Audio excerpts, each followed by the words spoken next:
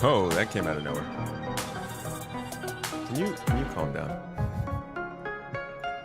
Let's try that again. All right. A little more excited than we expected for Monday, but here we are, folks. Let's get into it. It's space time. Let's go, bro.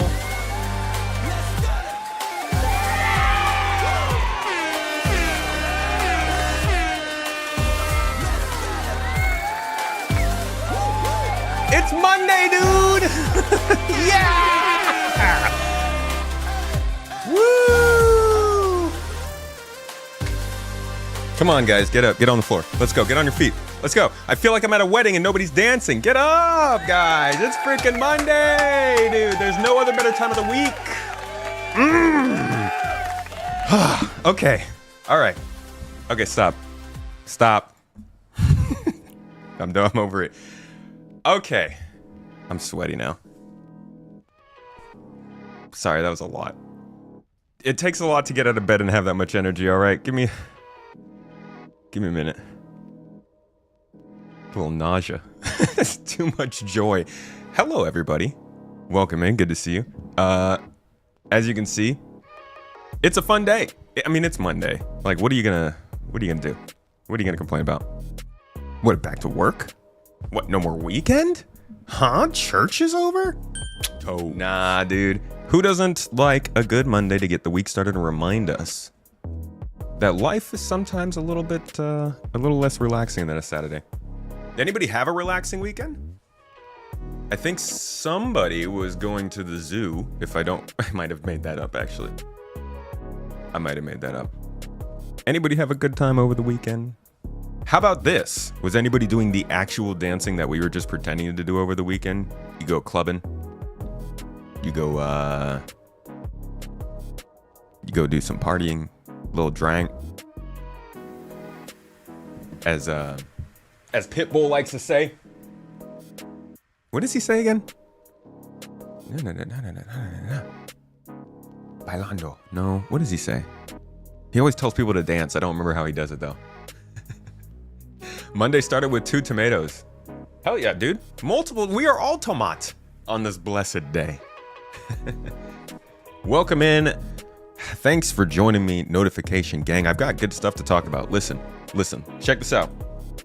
Look at this. Somebody come look at this. I've got notes on notes of everything that I went over in crafting here. To remember all the stuff that I did over the weekend in the tech preview.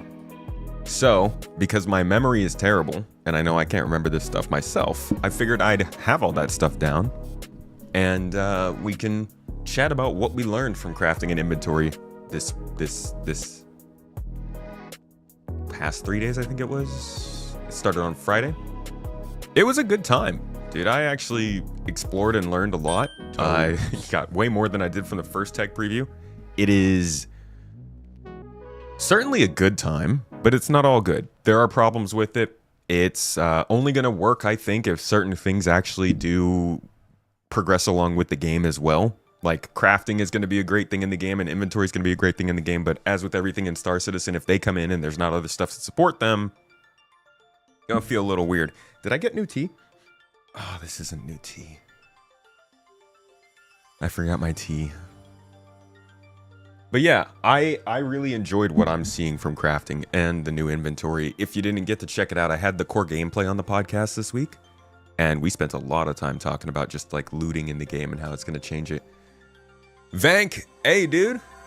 Good to see you, man. Some of your viewers helped us out last night with some griefers. Thank you for your community. Yo, the community is great people. I am fully on board here with, you know, our org is not like a security org. We're not like the kind of people who, come hire us and we'll go beat up your bullies. I mean, do that.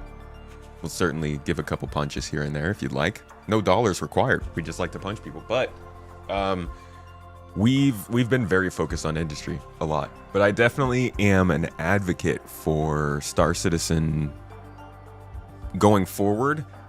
For us as the community to define how safe or not it is.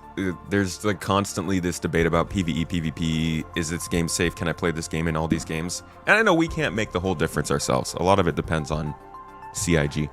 But I feel like if we as a community just kind of get it through our heads that we're supposed to stick up for each other, we're supposed to bash on the people who are making life harder for the others in the game to do their stuff, like we can actually be the change we want to see in the world.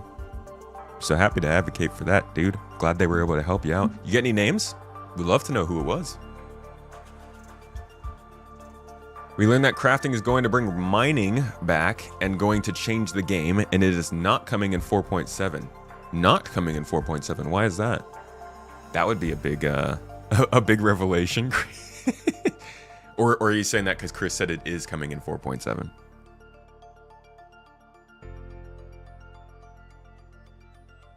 New best tea. New tea, best tea? I mean, hot tea is best tea. This thing's cold, dude. This is my tea from like Saturday, I think. Ew. Still smells good though. I mean, it's still tea. It's not like it went bad or something. It's just water with some leaves in it. Boom, boom. Did you know that if you Google Pitbull, he comes before the dog does? I bet the dog's so freaking offended by that. Yui, good to see ya. PK, Maverick. Actually, all the people today were very dancey. I appreciate you. Listen, dancing tomates are the best tomates. Not for the least, because tomatoes don't jiggle when they dance. Do any fruits jiggle when they dance? Somebody's probably thinking, do fruits dance? I'm trying to think. Maybe a plum, like a really good plum might. Fruit's pretty like rigid though. Good for fruit. Good for you. You ever seen a jackfruit before? It's so funny to be walking through a grocery store with all just like the regular stuff out and about, and then you come across a jackfruit. And you're like, who brought an alien egg into this Walmart?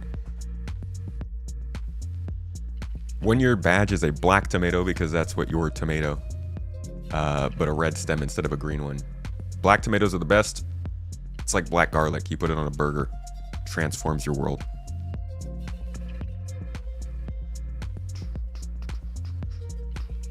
Oh, Active isn't a viewer, dude. Active was on the podcast last week. Yeah, he creates content as well for Star Citizen. I'd check it out. It's pretty good stuff.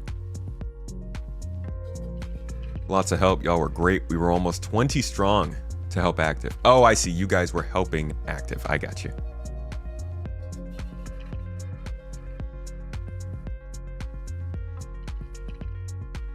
DV Grim, Lurch Lord, Space Marine, PK. Welcome in, guys. Good to see you. Maximilian. All them jiggle when they dance in your head. Grapes, beans, greens, beans, potatoes, tomatoes, lambs, rams, yams. Your favorite fruit is an avocado. That's a choice. I certainly love an avocado, but I unfortunately am allergic to fruit, so I don't get to make that. I don't have that luxury. It's not great. Yeah, I know. Why are you named Tomato if you're allergic to tomatoes? If you can't beat them, join them. If you can't eat them, join them. Oh my god, there's my look. That's my tagline. We got it. If you can't eat them, join them, motherfucker. Don't forget about VeggieTales. Yeah, I quote VeggieTales far too much on this. I think I quote VeggieTales only a little bit less than I talk about Halo. You think avocado might probably be your favorite too. They're pretty good, dude. Avocados are pretty good. A little bit of salt. Why are we eating Ava? Only way to combat that box smasher. All right. First thing I want to talk about when it comes to crafting in El Star Citizano. Actually, no. Before we get into crafting, I want to talk about something I saw on Reddit. The easiest way for content creators to scrape the bottom of the barrel for content. But I actually do think this is an important topic, so wanted to jump into it. We have heard a lot of talk about Star Citizen's release date, most recently. Wow. Star Citizen releasing in 2027, according to Chris Roberts. But the big one, I think it says here, yeah, according to project leader Chris Roberts, Squadron 42 releases next year. Star Citizen releases in 27 or 28. Chris Roberts is well known for his dates and for making statements about things that maybe don't happen. This weekend, Chris Roberts was at a conference hosted by the Atmo team. Not a conference, an esports event, actually, where they hosted some of their events and races and good stuff. My man Crucian, check him out. He's been on the podcast just a few weeks ago. He was on with Corsair as we talked about Daymar Rally.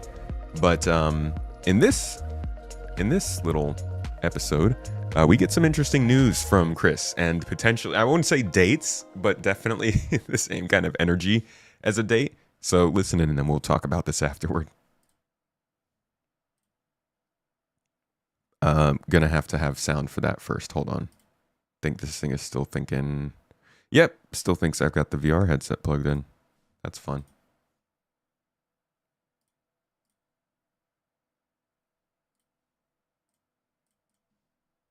All right, let's listen. But you guys did a great job just kicking out VR. And how is there more coming for VR in Star Citizen? Yeah, there's definitely more. I mean, so for a start, I mentioned it before, but Squadron will be fully VR supporting too. Oh, wow. So you can play that, which is going to be pretty cool. Now, what does fully VR supporting mean? Oh my gosh, we do not know. But like Sylvan, who is working on the Star Citizen VR application. Let's see if this pulls up anything. So Sylvan already confirmed that foveated rendering is coming. But they also mentioned in the original post with VR. God, I don't know if I can even find it. Star Citizen VR Experimental Feature Edition Spectrum. It's enough tag words, right? Almost got it. Reddit always pulls up things faster than everything else, but here we are. So in this post, I believe, Sylvan does talk about what's coming in the future. Yeah, our immediate focus is polishing the current implementation and resolving existing issues. Once stable, we'll explore exciting additions like motion control support, full body tracking, face and eye tracking integration. I'm not a VR doctor. I don't know how complicated these things are, but I do wonder if Chris is referring to these things when he says full VR support, or if they literally just mean it runs smoothly. Because those are two very different things, and there's a lot of different opportunities to conflate timelines given those things and what's included. As you can see from a lot of the comments here, people are thinking it's not going to happen. You know, he's saying VR is going to be in the game. That's going to be insane that it would be ready anytime in 2026. We don't know what they're doing internally. I'm not going to tell you whether or not they can make that happen. I don't know how their engine team is working. They have a lot more people working on Squadron than on Star Citizen, and it's a simpler application. But I couldn't tell you timeline-wise what's realistic, what's not. But let's keep listening to what he says and get more into that. Whoops. Yeah, it'll be very cool. You can reach out and touch Gillian Anderson. Not inappropriately if you want. Chris. But I just want to be sure you know we're live, right? Chris.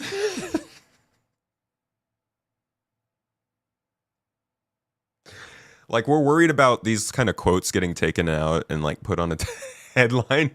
Chris Roberts recently states that you can touch Gillian Anderson in Squadron 42. Bro.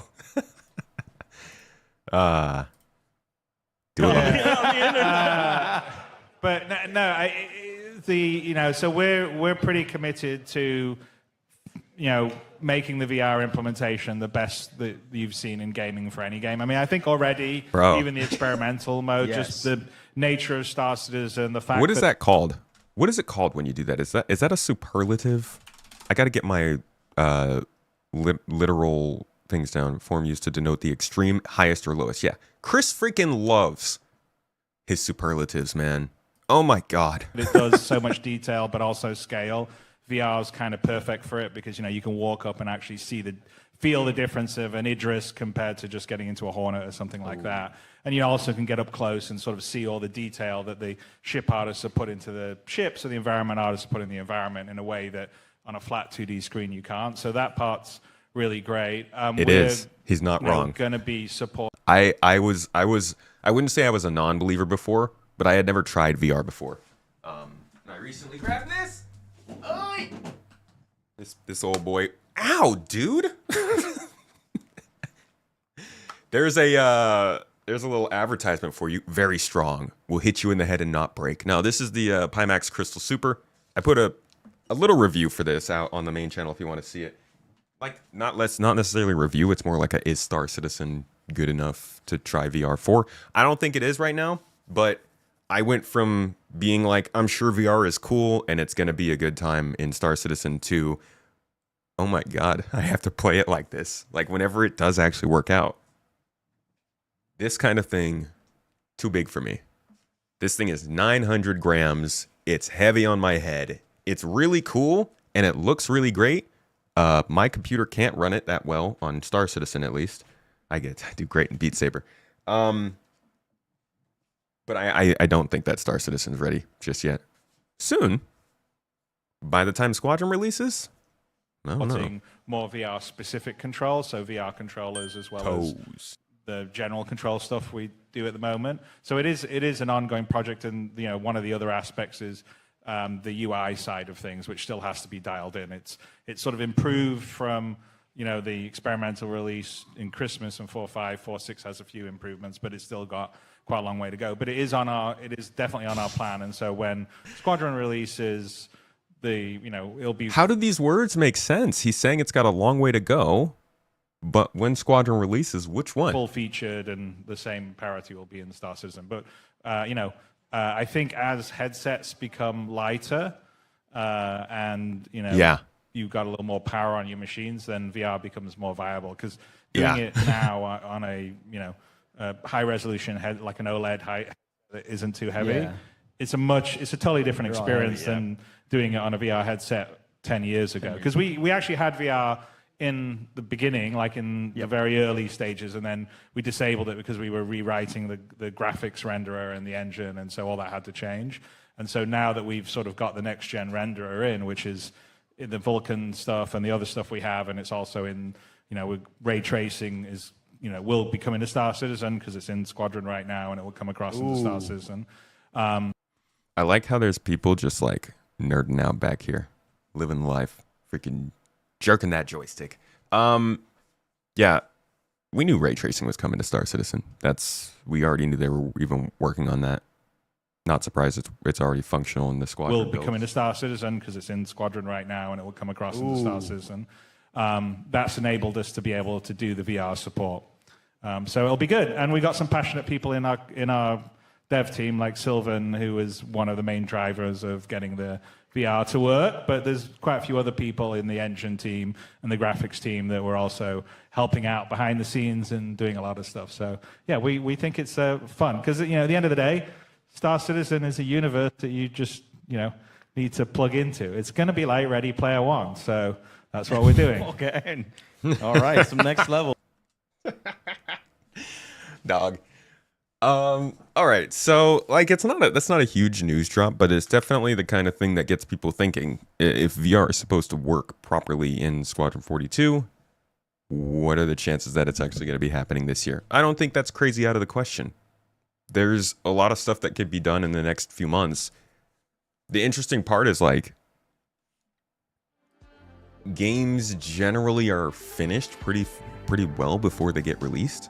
Like you're trying to get everything that you need done months in advance, so that those last few months are really just publishing, last finishing touches. Like it's not really development time anymore. So how long into this year can they be working on VR? I genuinely thought that VR should be like an addition to Squadron after release. They should be obviously trying to pursue it because it's really good and it looks really great. It's a great way to experience the game, but I figured it wouldn't be ready by the time they release. I don't know if it will be, but this is an interesting little bit of news that I figure people want to hear about. You can make your own conclusions. I'm not going to tell you if they can do it or not. I'm just here. I'm just messaging. And that's that. You think that VR is a fad? Nah. I think it's a big enough, like, I think the biggest general indicator of a fad is when there's not enough money in that industry to support it. I think there's definitely enough money in the VR industry to support it, because VR isn't a standalone industry. It's an application. So even if VR doesn't work out for your average person sitting on their couch, there's still going to be like VR arcades, right? Or special VR demonstrations. There will still be PC VR. It's literally just a different monitor for your computer. As long as those things exist, the money will exist. It's not going to die out. Unless, nobody can afford anything anymore, which isn't out of the question.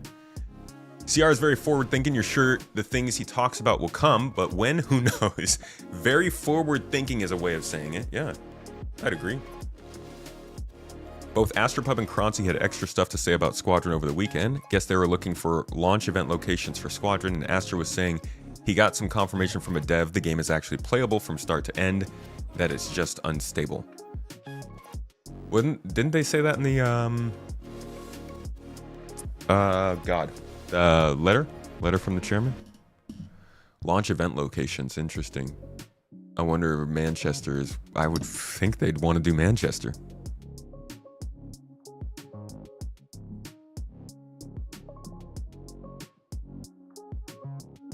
Yeah, it's niche, but I don't think it's a fad.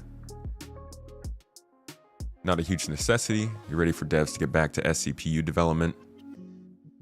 Sir, we're about to talk about crafting. What you talking about?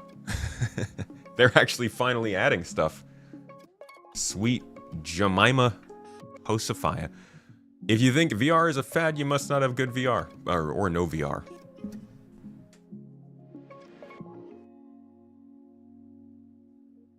You just upgraded to a 5090. Now you got to upgrade your VR headset. Already transformed the experience. If you've got a 5090, I say go for it. My 3080 Ti does not do it. I haven't played Half-Life Alyx yet. No. The only games I've played besides Star Citizen are No Man's Sky, Elite Dangerous, and Beat Saber. I do want to try Half-Life Alyx, so I've heard really good things.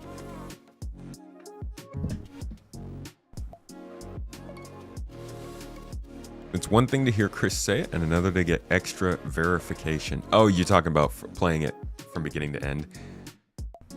Yeah. Yeah, that's true. Although Tyler did also say he could play it from beginning to end back in the day. I know there's some caveats there. I would love to be able to trust the stuff that comes out about Squadron 42. It's just hard to. And that's not to say don't get your hopes up that it's happening. I don't want to be the person who's it's definitely happening. Every video that I make, every time I talk about it, I try to make sure to mention that it might not be happening, or there might be a delay, or that predictions might age poorly. Because as much as what we've seen of Squadron looks great, the progress that they're making on it looks great. It just there's no actual knowing. Nothing is sure with this game. And I'm it has become too often an occurrence where I come across somebody talking about my content on the interwebs and being like, he doesn't recognize problems. I guess I need to cut parts of my stream out and put them in my videos. Because then people would be like, well, I don't watch all the content, so I didn't know that he has problems. Well, you love VR, but you get way too motion sick when you use it. Tech is getting better and working better for you. It's getting better, dude. There is this moment. There's this freaking moment. Hold on. I think I can do this. I wanna lay out the way that I've seen. You get to make fun of my writing. All right. This is Star Citizen. Okay. This is the beginning. You got 2013 over here. That looks like a 2. Sorry, I'm not good at drawing with mice. 2013. Hype. Big hype. Cool. Let's say 2015, huh? Planet Tech. Okay, big moment for Star Citizen. It progressed forward and like it made some progress. That's not a good 15. 1, 5. And I'm just gonna put this here. This is a planet. There's a country on the planet. Here's another country down here. It's a two country planet. This is hype. This is the beginning. We're gonna say this is Chris Roberts. That was not a head. I can't draw heads. So this is Chris Roberts. Hi. Okay. So it all began here, right? 2013. 2015 came out, Planet Tech. Real good. 2018 hits. This is your, dude, I should be recording this. It's my actual belief of why they are. This is like summarizing my main video. So 2013, Chris Roberts. Game has started production. Been announced. 2015, Planet Tech. Where's my other country?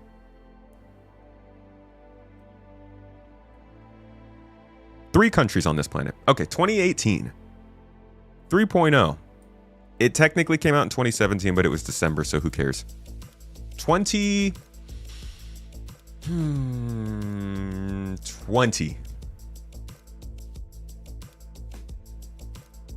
Persistence. A big old P for persistence. 2023, I think it is. This would be persistent entity streaming. These are all just like the big milestones of the development. 2025, we're going to call it.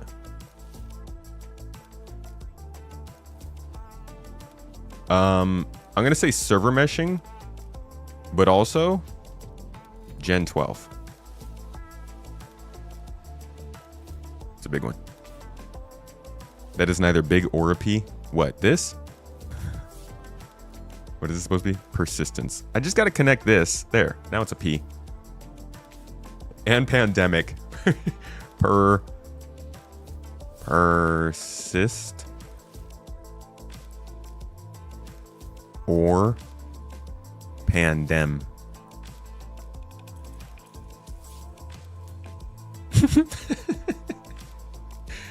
How's that for a tagline? Okay.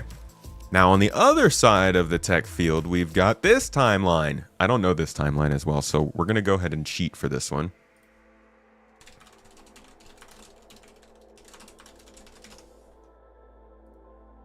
This is the one that I'm less knowledgeable on.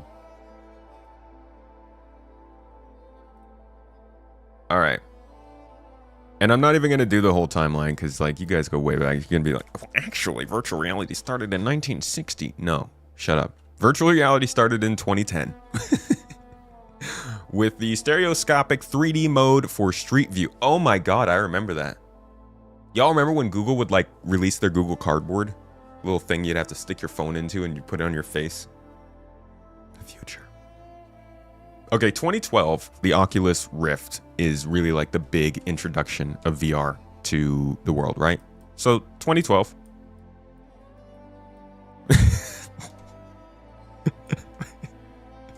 I'm sorry, my 2 has some issues. 2012, Oculus Rift. 2014, Oculus VR gets bought. Google releases the cardboard. People actually start using stuff. 2014. I'm just going to call this cardboard. Honestly, that's not the biggest moment in that year, but I feel like the Google Cardboard for me was the moment when I was like, oh, they're trying to make this so that people can actually use this. They didn't succeed at it, but they were trying. 2017, they started developing their first headset. So let's jump to 2018 here. First new Oculus headset, I guess, after they bought. So yeah, 2018. Oculus. 2020, the Oculus Quest 2 was unveiled. And honestly, it was around this time where we started to see like really big headset manufacturers, or not big, sorry, more of the experimental manufacturers, the purpose-built VR studios that wanted to specifically target VR. You know, obviously Meta, Facebook, whatever you call them, they bought Oculus, they're doing other stuff. But then we started to see companies like Big Screen, and I think Pimax came on around that time. Megan, I think is the name of another company that came in around that time. Obviously, HTC was doing their thing. I loved HTC stuff, man. Even their smartphones were just really good. But they haven't been able to survive. You forgot to add the setbacks. Should I just do little squiggles here in between every single thing to denote that this was not a straight line?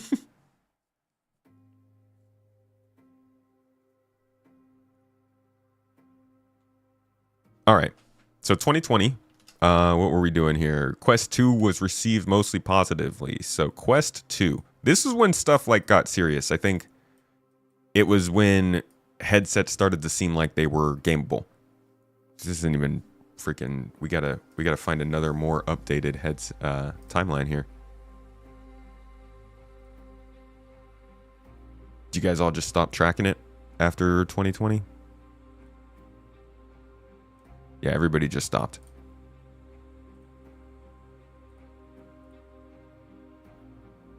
Well, I don't know what happened after 2021. At some point, we started to get into a lot more, I'm going to just call this like 2020s.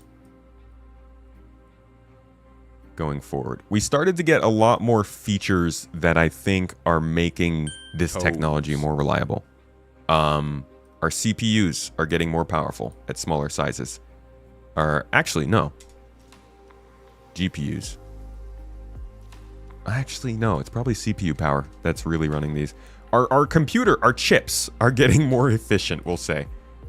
Yeah, our chips are getting more efficient. Field of view is improving.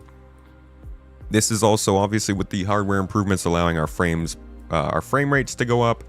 We're getting new interesting tech that allows for optimization that we didn't have before, like foveated rendering.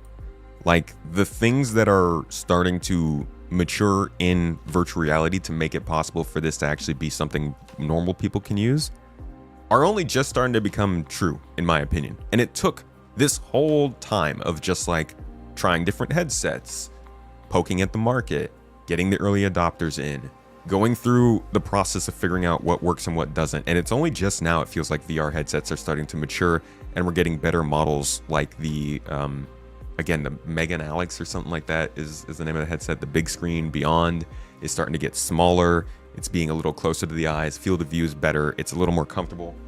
This is big. This is bulky. But again, this is the last model it looks like from this company, or at least, not the last model that looks like this, but the last one before they go for something that's smaller and fits your face better. Foveated rendering is also something that we even saw was discussed by Sylvan as being something that's important to get into the game with Star Citizen. And in my opinion, both Star Citizen and VR have been following a pretty similar path of trying to push, trying to do something interesting, trying to prod and see where their market is and who wants to actually pick up their stuff. Both have obviously had plenty of setbacks and have not gone smoothly through these years like they wanted to. But it also feels like they're both kind of converging in the same way towards like being actually ready for mainstream. I don't think that's going to happen this year or it's going to happen at the same time. But it really does feel like VR was kind of made for Star Citizen and vice versa. I know that they've planned VR out in Star Citizen from the beginning, but wow, it's crazy how much the timelines matched up. And that's like, I want to say that's a summary of the video that I made for this, but this recording has been about as long as my video, so you could just go watch that instead. In fact, yeah, go watch that now. And there's my first beautiful drawing. It's so pretty. I'm going to save it. I'm going to hang it up. Now we can talk about what we actually came here for. Crafting and inventory. Thank you guys for the support on stream. I'm sorry I've been missing these. BP Snugs dropped a sub while we were offline. Thanks, Mr. Snugs. And I think it was Thorn. I don't know if you're in chat today, Thorn, but we did get your points reimbursed from the last time when you wanted me to get shot. Sorry about that. 2020 is when Meta required a Facebook login. Oh boy. Yeah, it all changes after that. What happened to HTC? They just haven't been able to stay profitable. Which sucks because they had a great hardware division. PS5 got native VR system as well, which decoupled VR from PC. Oh, that's a big one, dude. Yeah, that's a big one I missed. PlayStation VR is actually an important part of commoditizing it. I also didn't mention that, like, a big part of making VR better is disconnecting it from the PC. Being able to get strong enough to run things that aren't connected to, like, getting away from PC VR, I think, is a big part of making it more commoditized. Obviously, that's not what we're talking about here for Star Citizen. Yeah, actually, I need to hold on. Bring the paint back, because I totally am missing some important details there. I didn't even finish the map. We had VR going and going and going, right? But what's further for VR is the Steam frame. This might be the encapsulation of what they've needed. I don't know if the Steam frame has foveated rendering. Does it? I know it's not like a powerhouse in terms of specs or features, but neither was the iPhone. Yeah, it's got foveated rendering. So it's got eye tracking cameras. It's got foveated rendering. It can be wireless. It's definitely got a better design than a lot of the other ones. I like that it's form-fitting around your nose like that. I think this like look of just the block on your face is a very unappealing look to me. Call me shallow. I think I look like an idiot. Like, I just think this looks better, okay? I'm sorry. I like nice graphics. I like good-looking hardware. I like aesthetic products. I think that making the headset look better is going to help as well. All of these things seem like they are focused on what I was just saying. Making it as easy a package as possible for people to use, with all of the optimizations and new tech that's been building over time to like really sell the experience. We'll see if it works. You know, I'm not saying this is going to be the iPhone of VR. I don't think VR is going to have an iPhone moment, but there's definitely a wall of adoption that they're getting really close to breaking through it, I think.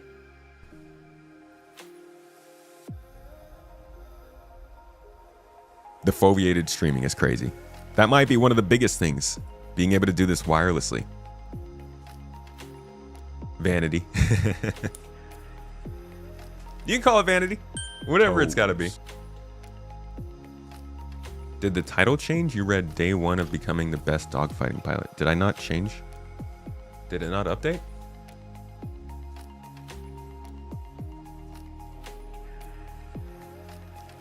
Oh, the go live message didn't update. Yeah, no, I'm sorry. We're talking about crafting and inventory today. We'll see if this works. I'm going to keep an eye on it. I'm not a huge VR gamer, but I think it's moving in a very interesting way. Now, though, we can talk about crafting.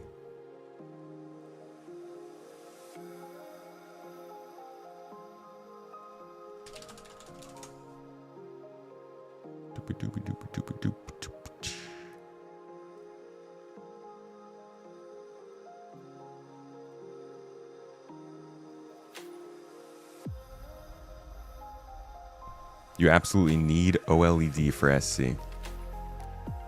Is the Steam frame OLED?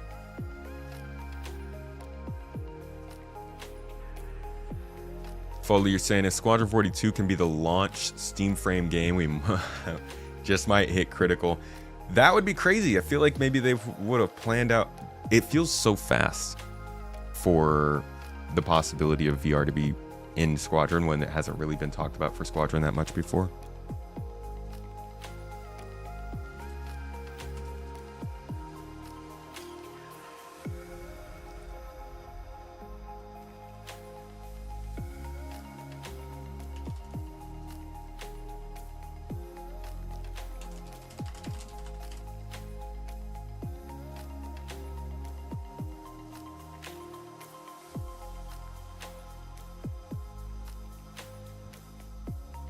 Steam Frame has phobia to streaming. Steam Frame is not OLED. Oh, that probably helps to keep the cost down quite a bit, though. All right, let's see.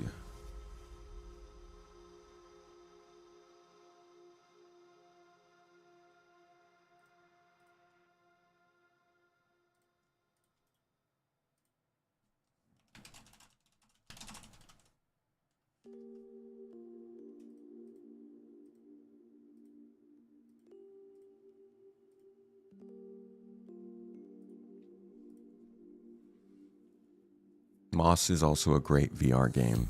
Moss, haven't heard of it. I've heard of that climbing game. Anybody else been playing that lately? What's it called?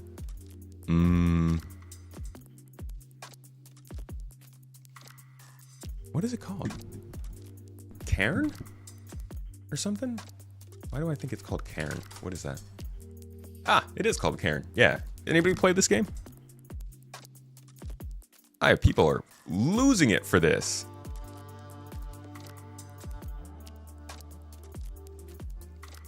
I looked into it a little bit. Karen.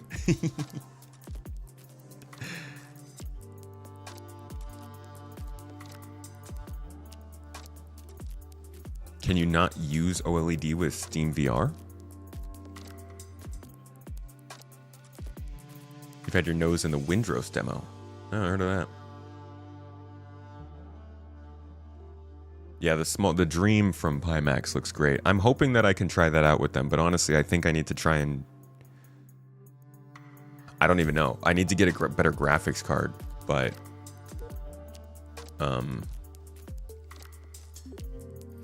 That's not happening. So, I don't know. I do want to try that out, but I think at the end of the day, I need Star Citizen to run better for it to work. If you like this game, though, if you have tried it, there's another one that's really good.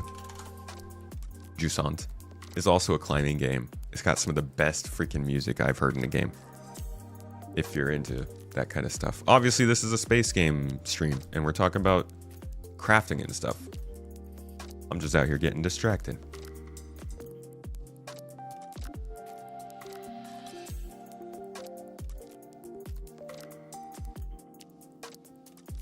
Order it better.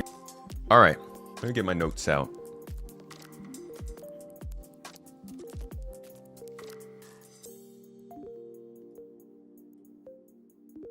You guys want to start with the crafting or the inventory? I can pull up a picture of both of the overlays, not from the game itself, but the stuff they've shown us in the past.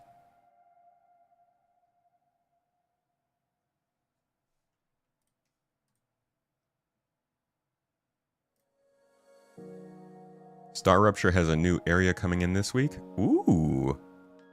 Yeah, we'll have to jump back into Star Rupture this week. It's been a little bit too long. I've been meaning to do it the last couple weeks. I've been talking to Avocado. I think it's about time.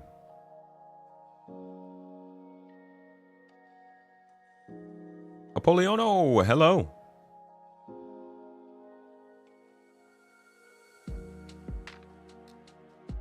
Crosswind. Pirate survival building game, I see. All right, let's talk about crafting first. Crafting is... There we go. One. Okay. So, I got to get a couple of hours on hands-on with crafting and inventory in Alpha 4.7's EPTU.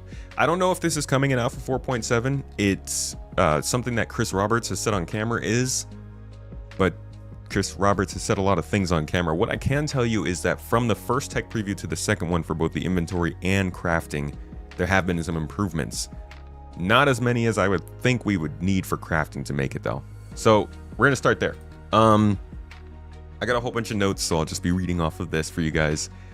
But the first things that I was like, the things that I was really focusing on learning this time when I got into the crafting was the recipes and the blueprints. So, a lot of the things that you need in the game to craft the stuff actually does make some sense in terms of what you look at. So, for instance, if you go into the crafting UI, it looks a lot like... Hold on, I gotta find that video from the prior year. I said it looks a lot like. It doesn't actually look a lot like. It looks something like what they show us here.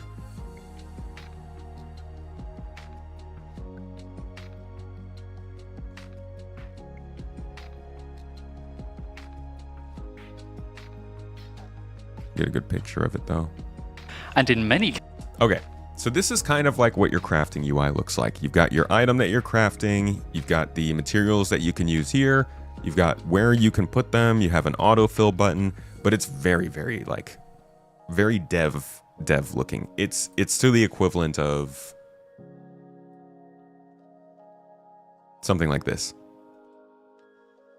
Something like this. Like you can tell it's unfinished, it doesn't have all of the nice bits and bobs. So that's the first thing that I'm like, maybe they could do that in a month, maybe not. But once you start going into the blueprints over on this side and you select your blueprints, I started to get a really good idea of like how the materials are being used. So all of the electronic components that I needed for any weapon I was using would require copper.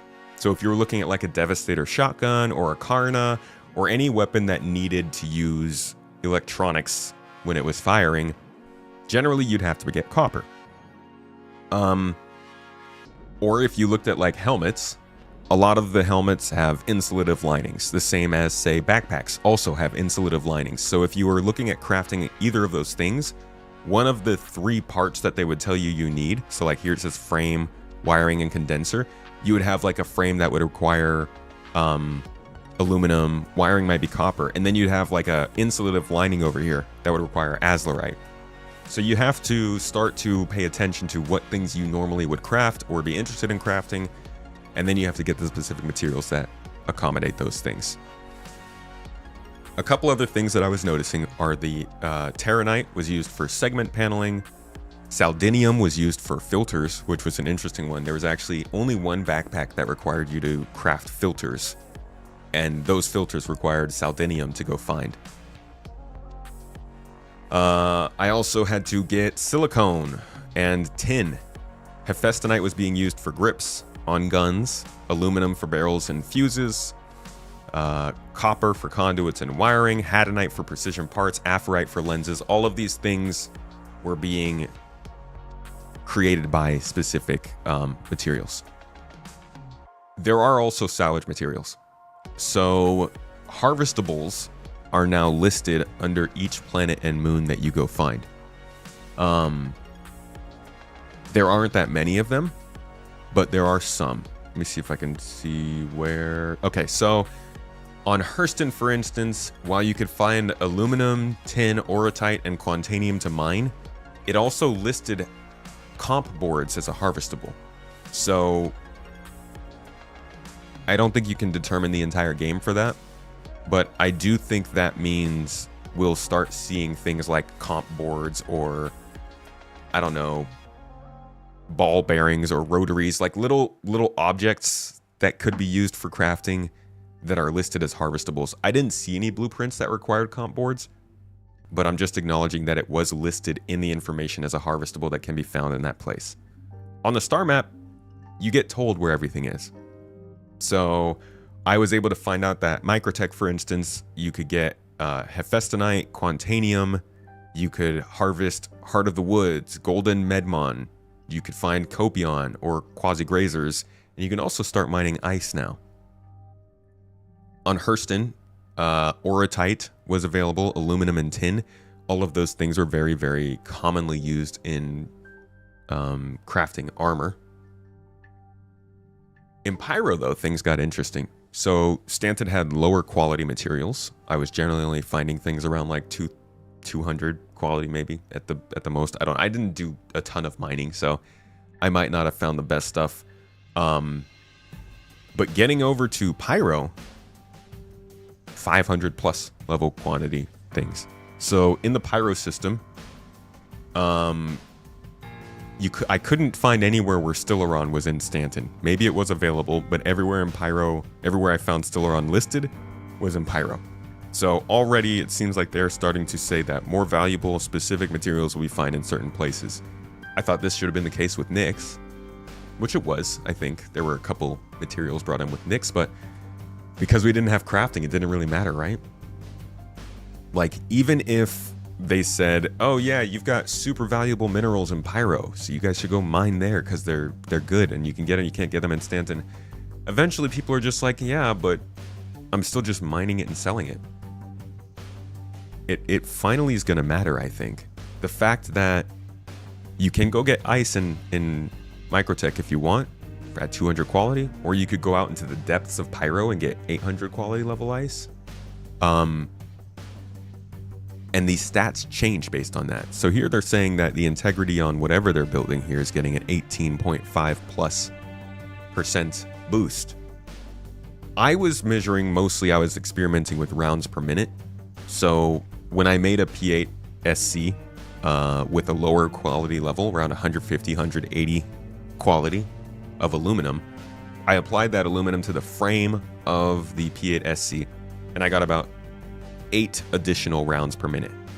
So here it looks like they got a 34 boost, but this is all conceptual. In the actual game, I got an 8 rounds per minute boost. When I put in 720 level quality aluminum, that boost went up to 34 rounds per minute.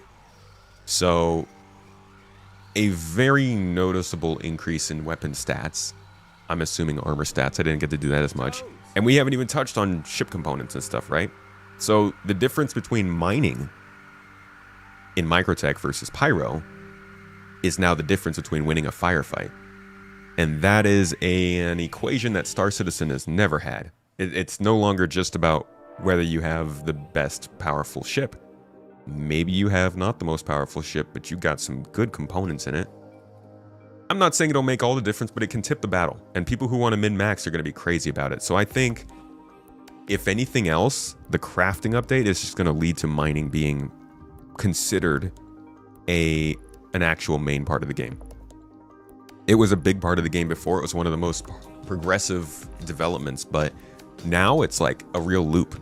Because it's not just ship mining where you have to go and buy a ship to do it. There are plenty of FPS minables that get used for these things. Now, my experiences with the FPS mining wasn't as good. I think that that's not as prepared for crafting. I didn't feel like there were as many blueprints that were pointing me to get FPS minables.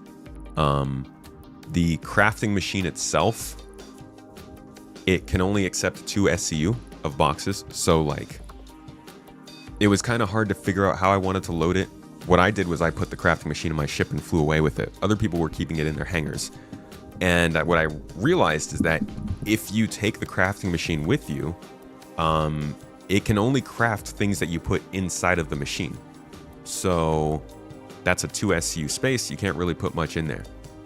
You can also snap the crafting fabricator to your ship grid, at which point it will recognize all of the cargo in your ship. So there's a lot to be said about the possibilities of going out, taking a fabricator with you, and literally just living out of your ship, going around, doing a little FPS mining, rock mining, taking it back into your ship, crafting something, and then moving on. But like I said, the FPS minables were not as commonly used in blueprints, so I don't know if they're planning on that. I couldn't get any of the information about the minables from FPS mining. The UI is not updated to tell you the quality of the thing that you're looking at.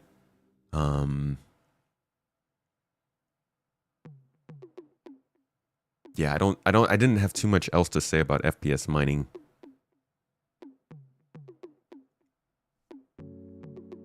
Is there a roadmap update planned? There's probably one on Wednesday, yeah. You kind of don't agree with the quality of elements, yes, for parts and items, but copper is copper no matter what. The way that I'm hoping quality works, so there's the biggest change to mining that they've done here is they made rocks a single material. I'm iffy on that. I'm not sure. I think like it could work either way. This is probably why people think that I never say bad things. I'm not going to say it's bad that they're removing the other materials. I think that you lose some complexity, but at the same time, with the quality coming in, there's plenty of variance to still make it an interesting experience. But I always figured the quality was going to be very based on your refining process. So if you did get lower quality copper, it was lower quality because there were impurities, right? There were other materials in there, so you had to refine it to get higher quality. But it seems like quality is more of just kind of a number supplied to it. Yeah, so the rocks are single material. It's just a material you're looking at and inert. They've done away with geological descriptions. See, these rocks used to be described in the same way you would describe I don't know if this will bring up. Now, I was reading elsewhere about the way that rocks are classified based on what's inside of them. God, what is it? I'm not gonna try and say it again because I know I'm gonna butcher it, but CIG did seem to kind of be following that system. And for better or worse, I don't know. Like, you can't say that system is going to be necessary. Most people aren't going to study that system. You just need to make something that's consistent and makes sense. But they are changing away from that to focus more on just saying, this is an aluminum rock. This is a titanium rock. This is a copper rock. And while I was flying around yesterday, I was able to see them from pretty far away. I'd say like 5 kilometers. I could see specifically that I was looking at an aluminum rock. Isn't that the plan with refining? They're not being super clear about how refining will work in actuality. We just know kind of how they've talked about it before. Even then, I've never really had a good idea. Gems were mainly found on laser weapon blueprints. That's right. Yes. Yeah. So the Volt, yes. FPS minables weren't used for anything except for the Volt weapons. And unfortunately, I didn't get those blueprints. So that's another place where crafting is having a big change. Blueprints are going to start to become an award in the game. This is, I think, the most important reason for that is because of item recovery. And the fact that item loss in Star Citizen is going to be a thing. The idea that you're going to die and keep your stuff after you die is going away. That was never meant to be a permanent change. That was something that they put in so that people would feel a little bit more comfortable playing until crafting came in. But now that crafting is coming in, they're probably going to, at some point, move over to this system where you can lose your stuff, but you can claim it back with a button. The thing is, you can, if you can't insure something, right? If you can't get insurance on your item that you just got given a reward for, and then you go outside and you get killed by a griefer, or a pirate comes and steals your goods, or you run into a glitch and fall over dead, that's it. You're done. You've lost that weapon. Somebody else can get it if they want, but you're not going to be able to do much about it. Many of you might be thinking that sounds absolutely terrible, which is why they're switching over to awarding us blueprints instead of weapons and stuff. So the blueprints are going to be what we use to craft. What you would basically do is you'd plug in the blueprint here. It would tell you the things that you need, and then you can pick the materials that you want. Currently, the Ghillie Combat Gauntlet gives you a blueprint for completing it, but almost everything in this game, I think, is going to be giving blueprints for upgrading, for crafting, and for... Can't remember what the third type of blueprint is, but the idea being blueprints are tied to your character. So while they're going to go full loot and allow you to drop all your stuff if you get killed, the blueprint's tied to your person. So if they're giving us rewards of blueprints instead of actual items, that means we can have a full loot game situation where you have a risk of losing things, but you still have the ability to take that thing that you were awarded and make it again later. I think it's a solid middle ground. We'll see how it goes and how people like it. But that's what we're flipping over to with this system, with 4.7, with crafting, with blueprints. That's where we're headed.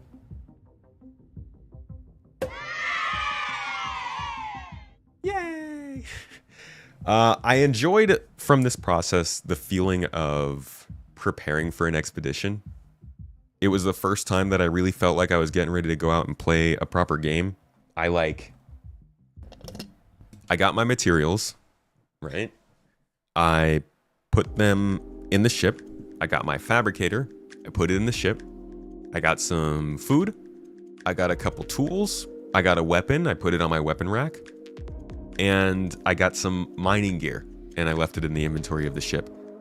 I went out. I ran a couple combat missions.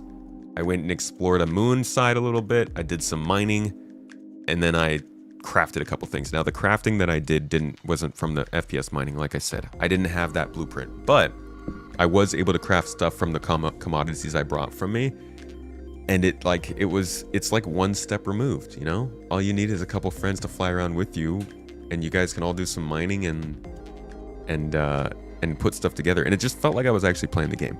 It felt like I actually had something to go do besides seeing a place or finding an outpost. All right. Some problems that I ran into. Obviously, it is the tech preview, so like, take these with a grain of salt. Some of them might exist by the time it goes live, but these are just the things that I ran into to give you an idea of where it is. I could not get the fabricator to snap to the cargo grid in the C1 Spirit. That was a problem. It seems like you need at least a 16 SCU space to snap the fabricator, but I still struggled there. It fell through the floor of my ship a couple times, actually one time, because it wouldn't snap. I can't access a ship cargo from the fabricator. Oh, that was a glitch. Inventory glitches. Yeah, okay. Honestly, crafting I didn't seem to have too many problems with. For really, the bummer for me for crafting is just that there's not that much yet. You really only get maybe half the weapons, a bunch of armors and backpacks and stuff like that to craft, but you're not making like ship weapons or components. And obviously, you have to go out to get blueprints for a lot of the other weapons. It's a start. It feels a lot to me like a big addition to Star Citizen, which is, oh, this is going to be a big deal over time, but this first drop is more just going to feel like a great addition to the game. A nice step up. It's not going to change how everything works overnight. I think more so this is going to be a slow change on how we think about the game. A good one, though. Definitely a good one. Jury's still out on just how perfect it is, though. The game really needs crafting. As diehard as you are for this game, you are losing interest doing the same loops over and over. So cool, I don't blame you, dude. I feel the same way. Thank you for the $10 super chat. There's definitely a monotony to Star Citizen if you've been doing it long enough and you don't have a wide range of things you want to do. New content drop should help to freshen that up a bit, but I do think that things like crafting and base building and just like harvesting and stuff in your free time is important for a game like this. What blueprints are currently in the test? The Volt Parallax Rifle blueprint was there. I don't know if there were any others.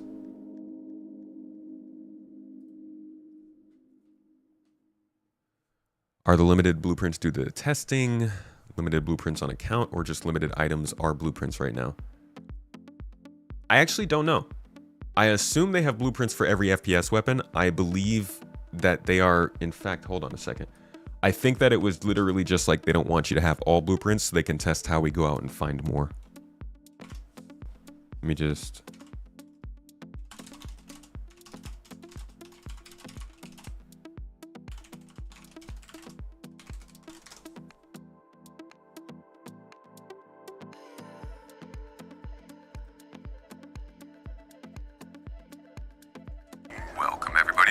coming in. This is your captain speaking. Tomato will be with you shortly. Some items acquired in the game, which have crafting blueprints, can be Oh, I didn't get to try dismantling. That's a big thing. I didn't get to try that, but I do think that's one of the biggest changes here for me. Y'all know I love grabbing things. I love just picking things up and looting things. I like collecting guns from places as we run through them and just to sell. I don't have to sell them anymore.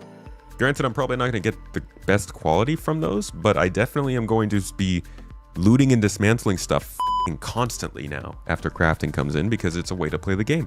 You're going to be able to make commodities, and if refining somehow does let you raise the quality, then it should be useful. I'm definitely going to be interested in what refining does. Hey, dude! Carolinger! Oh, what's up, friend? Welcome in. Welcome in to all the folks who came in with Carolinger, the Caro crew. I'm going to call you because I don't know if there's a name for you. Welcome in, everybody. We're talking about the tech preview, crafting, and inventory, and all the stuff that happened over the weekend with that. We'll also maybe talk about spacecraft. Randomly, I know, out of left field. But it's an interesting game. If you are into Star Citizen, or space games, or talking, or just hanging out and having good vibes, you might like it here. Consider following, coming back for another one. Sometimes we're talking, sometimes we're playing. All the times we're having fun. And hopefully I'm bringing you some context from Star Citizen's development that you can know and love and see and maybe learn something from. But yeah, we generally do Star Citizen stuff around here. You didn't know dismantling was going to be a thing. Yes. The actual... I don't know if it's on here. One of these buttons on the actual crafting interface, one of the buttons, you have one button for crafting, one button for dismantling, and then one button for your building queue, which is down here. It reads that even if they were respawned in loot boxes or on NPCs, they can be dismantled, but for now, the returning materials are limited to 200 quality. Since the crafting blueprints for this test are currently just limited to the base variants of items, currently those are the only ones that can be dismantled. They say that as part of this test, we've enabled a limited set of blueprints for the Volt weapons and Antium armor set to be rewarded via the first Ghillie mission. So they have more advanced choices on material usage. That's what I did not get to see.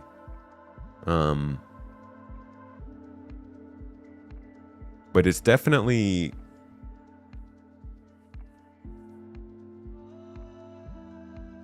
Yeah, I'm very interested in knowing kind of how far the scale of blueprints is for this first go.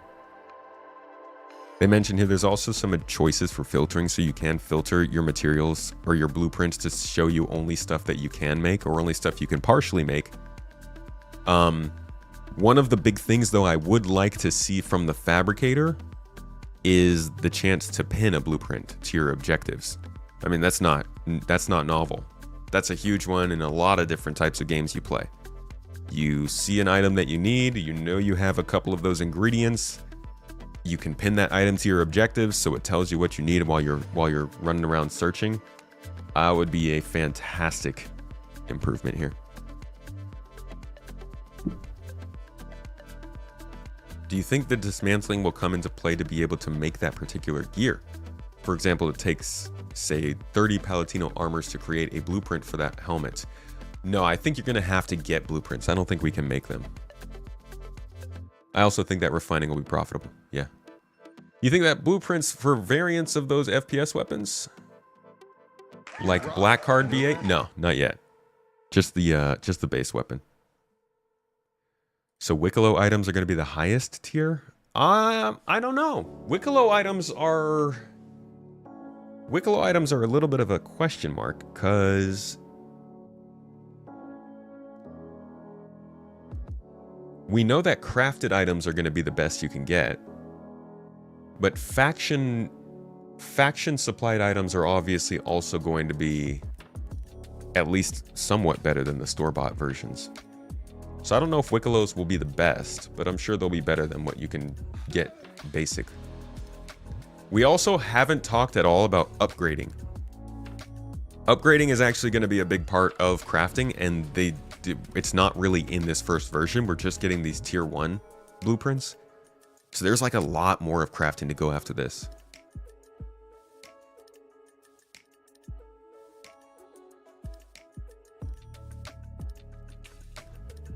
But yeah, crafting, pretty cool. Let's talk about inventory. On the inventory side of things, I had more problems.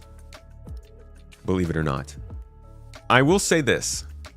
While I'm super keen on the inventory, and I think it is a great improvement over what we have right now in the game, it is still dealing with several of the problems that we have with inventory now. Ain't gonna sugarcoat it. It is, it's definitely gonna improve stuff. It's definitely gonna still piss you off. And I think part of that pissing you off is gonna be because of the performance of the game. The inventory itself seems to be built pretty well.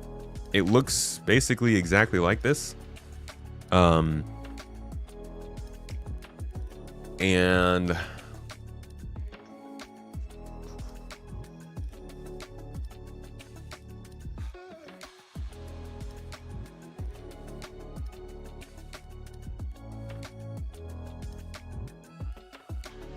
so biggest improvement, I actually asked a question about this. This was in line with the podcast this week because it was all about looting and inventory.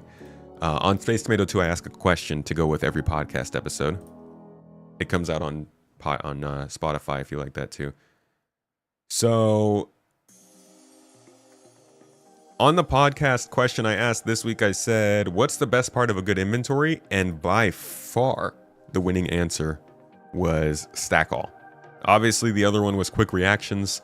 Maybe that wasn't super indicative, but quick reactions was meant to be like, the inventory actually works when you click on it and stuff. Most people want to stack all though, and I can confirm there is a stack all button in the inventory.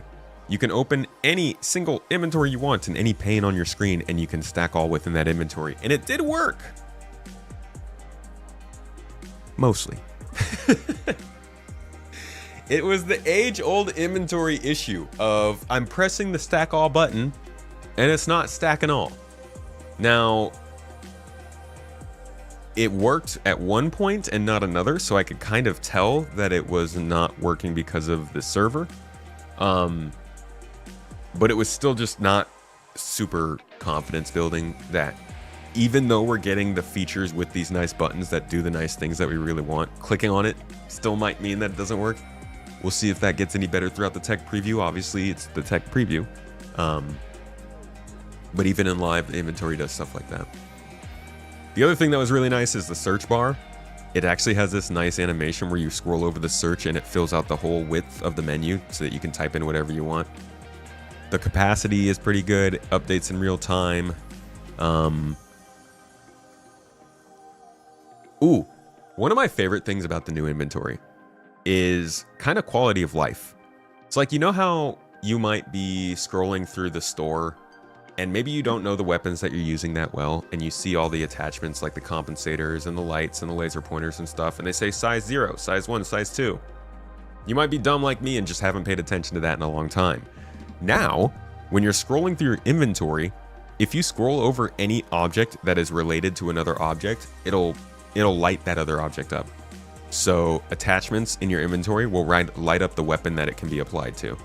Armor, or like if you highlight a backpack in your inventory, it will highlight the armor that can actually fit that backpack. If you highlight, I don't know, anything really. I can't think of a specific thing right now, but it was a really interesting quality of life improvement where it communicates things to you without you needing to ask.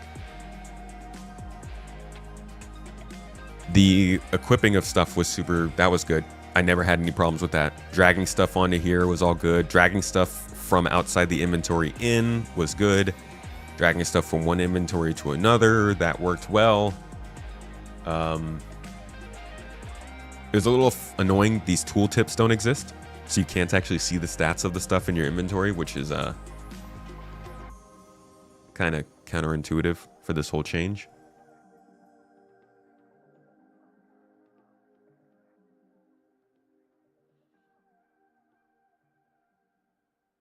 And then also there is a loot ground button up here that it's not in the concept, but there's a button up here you can press and it says loot ground. So I'm guessing it just picks everything up from around you and throws it into your inventory. That also wasn't working for me, at least at the time. So earlier on in the demo, it might have worked. By the time I started using it, the stack all button had stopped working. So I'm guessing that stopped working along with it.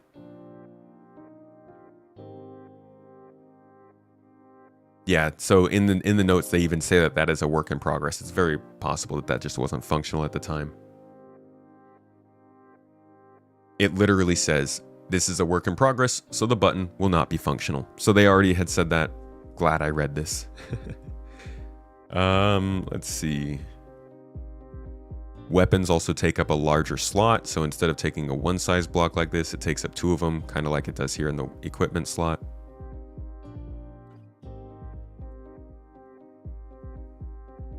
Can we search for item names like in shop terminals? I didn't check the shop terminals. I'm sorry. Next time I'm on there, I will.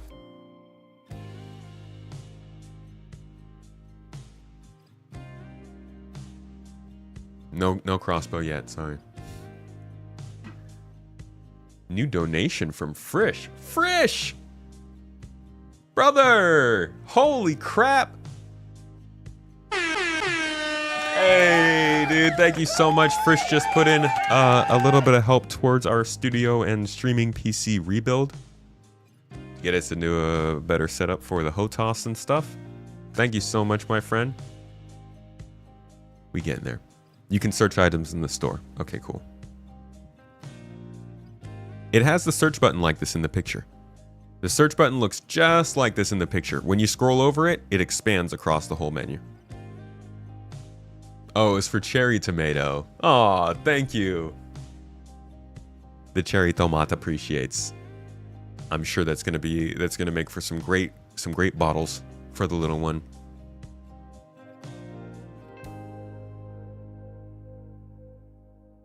Yeah. I don't really, I mean, I wish I had more criticisms for the system.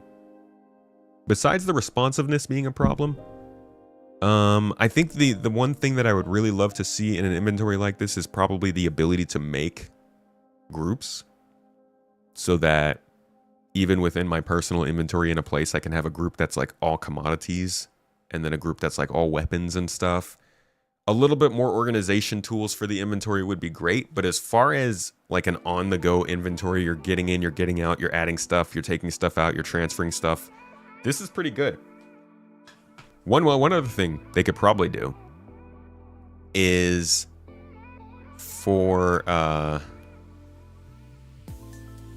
as like a holdover for saving. Yeah, as a holdover, like until we can actually trade stuff with our friends more easily. I think they should have like a tab up here that can correspond to the inventory of the person next to you. I know that's kind of crazy. Maybe not to the point where you have access to it, but to the point where you and a person next to you can both press a button that allows you to transfer stuff between each other. It's just painful to try and give something to somebody else. We still don't know if the water bottle is going to fall through the floor of the ship or not, you know? It's a risk, it's a gamble.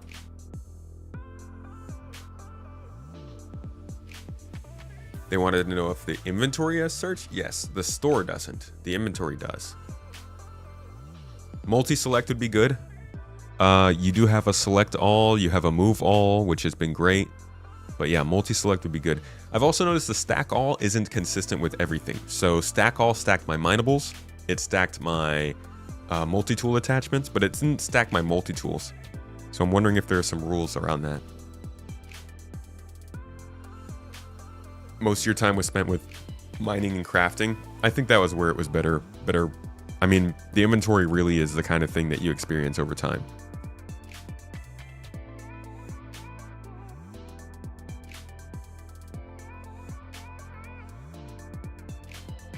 Yeah, shift click still works, but that worked in the old inventory too.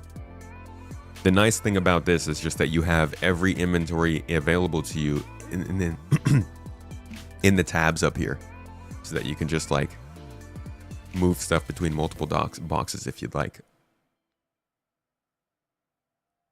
Where is Starware?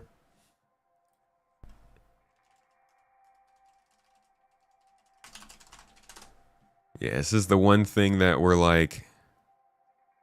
Oh, I can't... It doesn't even come up.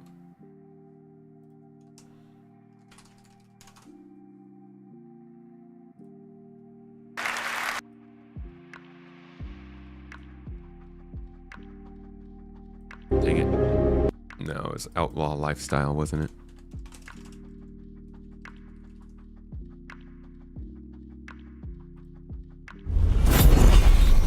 No, that's a trailer.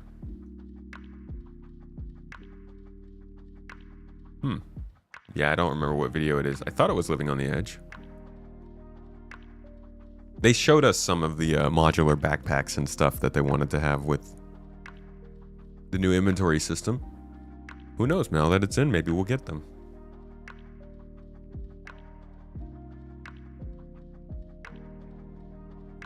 Realm of the Mad God does good player trading. You just pull out a trait and use that as a way to trade items reliably at the moment. There are ways to do it. It'd be nice to have our own, though.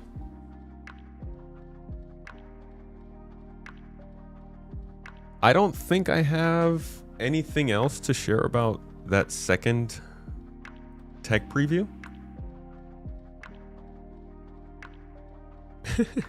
One of my notes on the crafting UIs was, it's difficult to navigate and visually unappealing. It is not good looking. The UI, I think, for the inventory looks good, but not this one. Oh, I could tell you a little bit more about where you can find stuff. So there were also aluminum deposits in space, Hephaestus Night and aluminum, and I found some ice at Hurston L1. Various planets in Pyro had like different ground vehicle resources, silicon, tungsten, gold on Pharaoh with Bexelite. On Pyro 4, for instance, there were a couple things. Bloom had quartz, borace, and recite, all of these being higher quality than in Stanton. Terminus had ice, copper, agricium, gold, Stellaron. It was definitely... There's definitely a feeling of, if you want to be a certain kind of person, if you want to mine a certain thing, if you want to craft a certain thing, if you want to be good at a certain thing, you're going to have to start paying attention to which moon and planet you're going to. So we're going to need a whole bunch more miners in GII. If you're a miner and you want to get paid for getting good quality materials, join GII. I will be literally paying you guys out once this drops. I think the crafting UI is still placeholder, yeah. Well,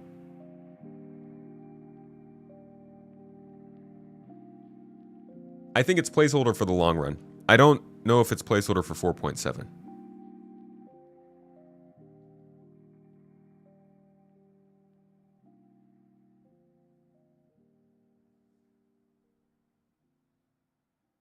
Oh, also, interestingly, during this tech preview, you could actually notice the level of high quality materials decreasing in popular spots. Now, I don't know how CIG is going to reset these or respawn the materials, but it will be interesting to see if there is an ebb and flow of resources spawning in and the general meta in the community of knowing where to go for certain things at certain times. It could really have a very interesting effect on the entirety of this game, which is fun. I'm not saying it will, but the possibility is nice. What's GII? Yeah, that's our organization. The Garden Interstellar Initiative. Join now if you want to fail upwards together. That's not our logo. Our logo is actually, our motto is a place for everyone. It's much more forgiving. Did I see any paint dye? I did not. Will crafting really do anything though? I mean, it'll craft. There's that at least.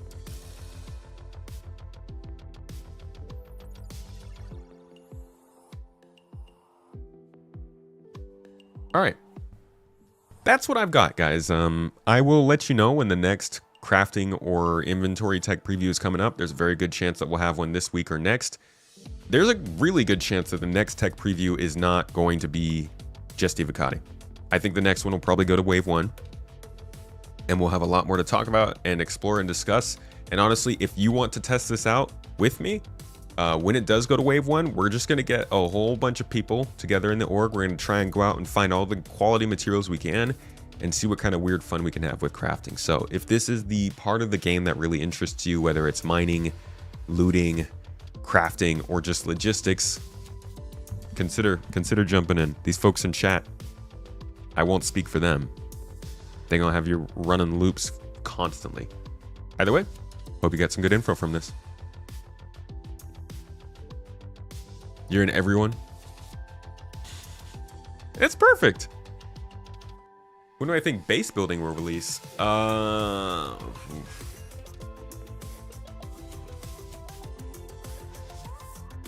don't think base building is gonna have a...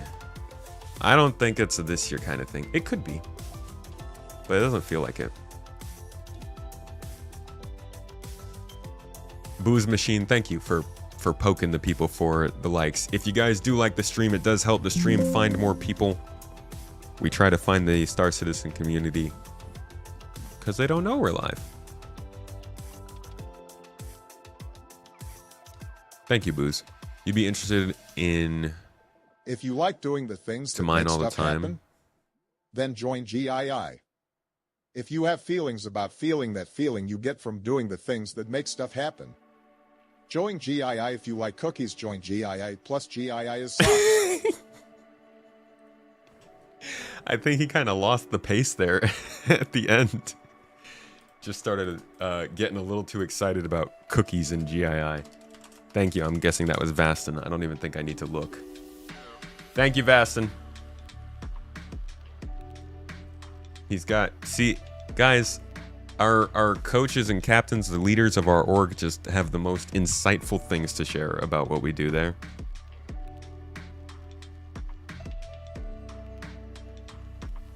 Whoop. That's in the wrong place. Let me...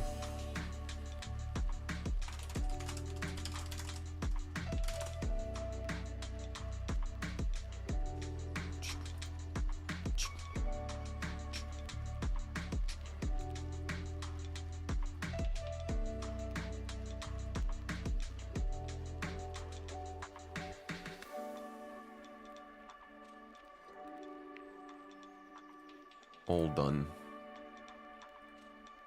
And we're done with that. Whoops. Okay, sorry. Doing some note stuff here. Just want to make sure I'm not losing track of everything. GII is GOAT. You guys are sick. Any other questions about crafting and inventory and stuff? That was just kind of my own way of explaining it to you guys, but if you wanted to ask questions specifically about it before we talked about other very cool things that I'm sure there are to talk about today.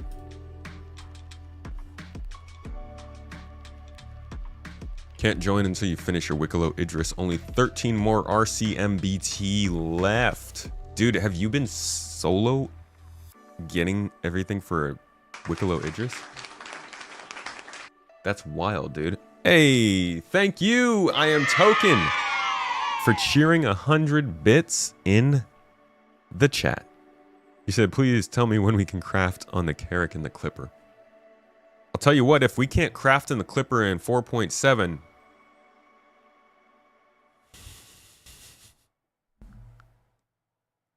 that's gonna be embarrassing, dude.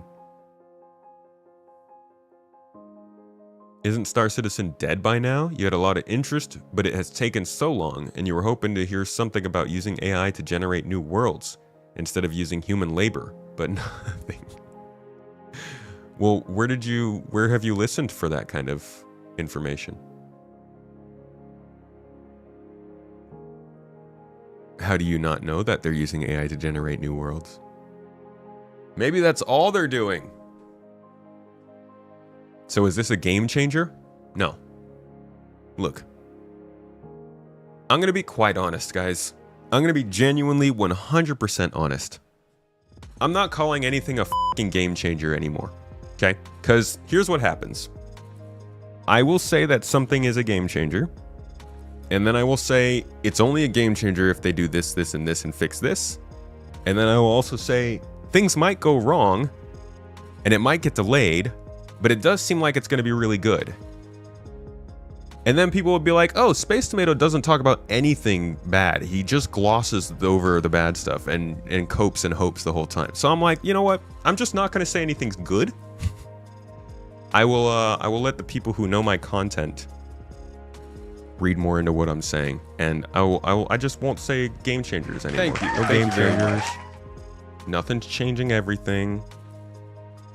Nothing's gonna be the best it ever was. It's just we're just whelmed for now. Yeah, we'll see how it is when it lands in game. PK, White Knight and all that. PK and dude, like really white? Come on, PK, my dude.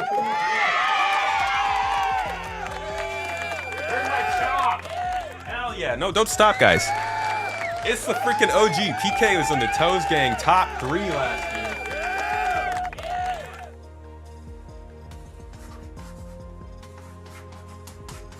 Dropping 10 subs in the chat. If you don't know him already, you can refer to him by my boy PKP.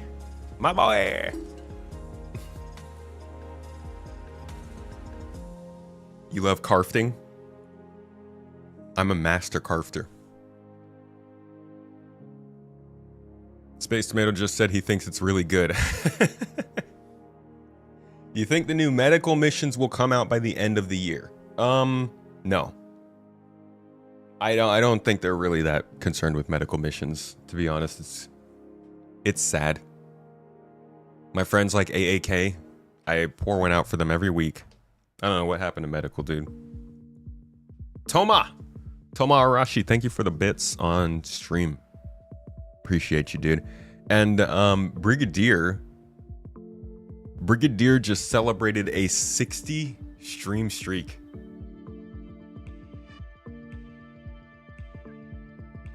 Brother, how many streams? 60 streams. If I'm streaming like maybe an average of 3 a week. 4 weeks, that's like 5 months, bro. God bless you, Brigadier. Let me ask, since you've been here for every stream, how's it been going? Thank you very much. Are we in the up and up this year? Are things going well? Wandering Mage! Holy crap, guys! Thank you The support today is through the f***ing roof! Thank you, man. A wandering Thank you very much. Mage.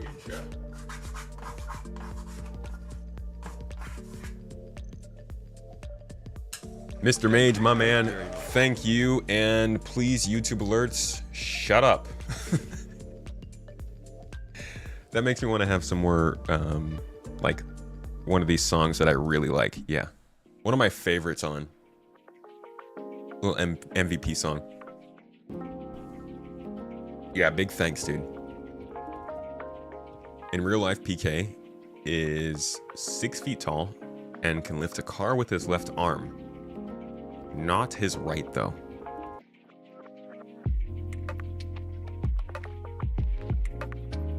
You had your coffee today, Vastin?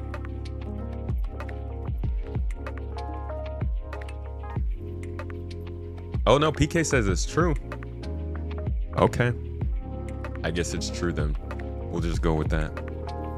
PK's super tall. Hey, you guys know what else I kind of want to play? Tell me if you heard of this one. And we're not getting off of Star Citizen. I'm just getting a little distracted here.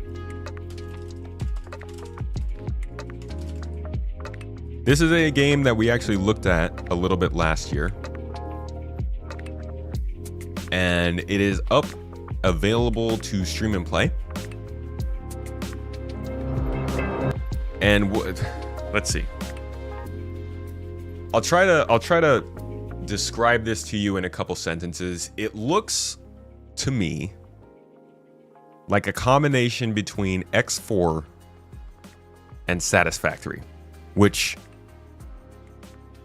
might be too hype of a way to describe a game, but it does look like that's what they're going for. I'm not gonna say that's what they've already done, but I think some people are gonna be interested in this. I don't know if Avocado's in the chat, but I feel like this is right up Avocado's alley. So I'm gonna show you guys this. You let me know if you want to see it, and maybe we'll bring it on to stream and try it out here. Thank you guys, by the way, on Twitch for getting a hype train going. It's time to clock in, Pioneer. Your assignment begins aboard a company outpost, your first hub in an uncharted galaxy. Once you set off into space, the frontier is yours to explore. You can go anywhere.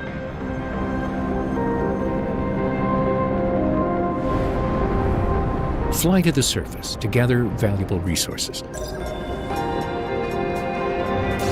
On your own or alongside fellow associates.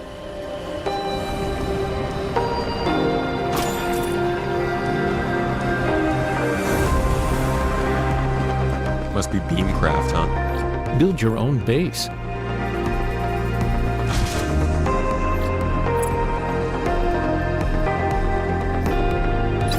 Telling you to clock in is giving you PTSD. Did you fulfill your hours today? Automate production. And is there a link to the materials CR interview? into I will, advanced components. yeah, I'll pull that up after this.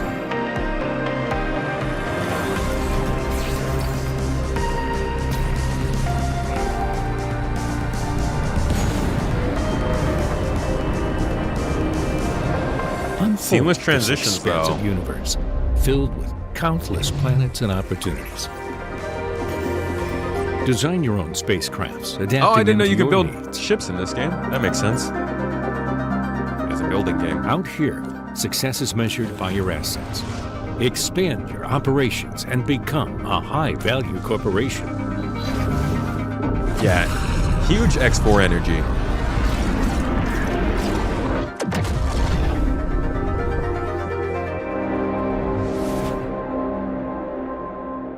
So, this is, I think, yeah, they just released this an hour ago. Holy crap, we're right on it.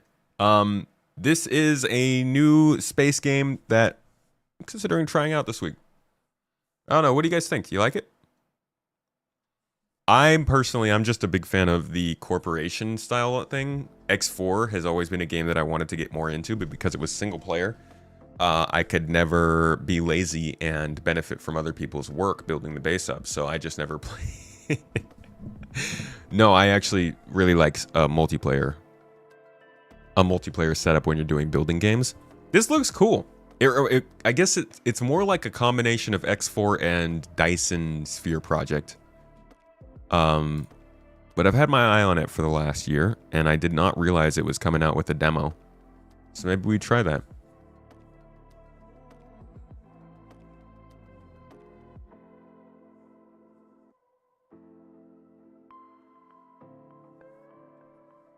Oh, I missed this. This is the conversation about the AI planets.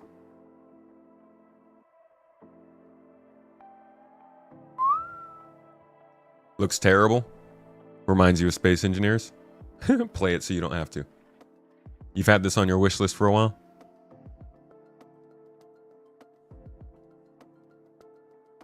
Even the smallest dev teams have more features than SC after 13 years. Can we just not talk about SC for a split second for this, though? This is SC. This is literally, it's SC. If you PM the link to download the demo for the game you're making, would you try it?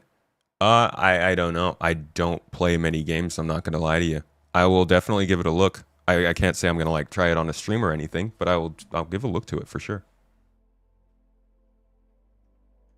I almost don't even play Star Citizen on stream. You used to run trade routes while you slept, and X2 made you super rich. Why have they not made the X series multiplayer? You think they just know what they want and they're sticking to it?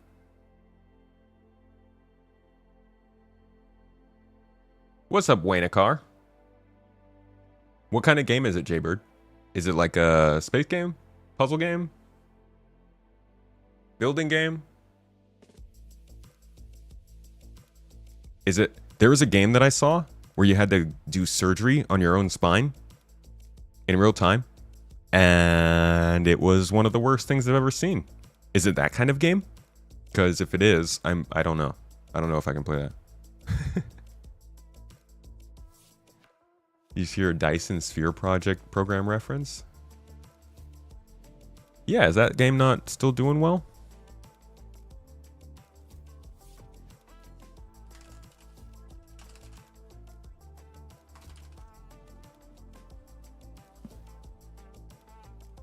Somebody's still playing it. Good for them. What else makes a good SC reference? What do you mean?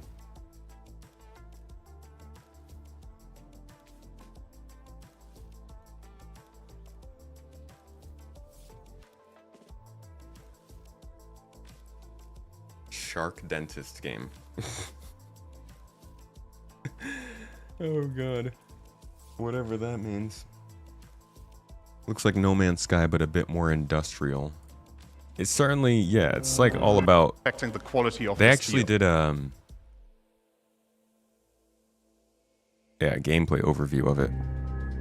Welcome Pioneers to our very first look at the development build of Spacecraft. We're really excited to show you where the game's at right now and give you a feel for some of the systems we're building behind the scenes. Keep in mind everything you're about to see is work in progress and doesn't yet fully reflect what we envision for the game at launch. In this dev blog, we're focusing on the tutorial, which gives you your first taste of how the game plays and introduces some of the core systems. Yeah, there's no price. It's just wish listed for now. Your journey starts on Babylon 7, a space station owned by the company. Stations like this are central to the game. They're where you'll refine resources, trade goods, upgrade your ships, and more. In the tutorial, Babylon 7 is a solo instance, but in the full game, stations will be important multiplayer hubs for interaction and cooperation. I am interested in hearing how far the multiplayer goes. It's cool to have a couple of people with you, but if you can get like 40 people together in this, that'd be crazy. This is completely seamless.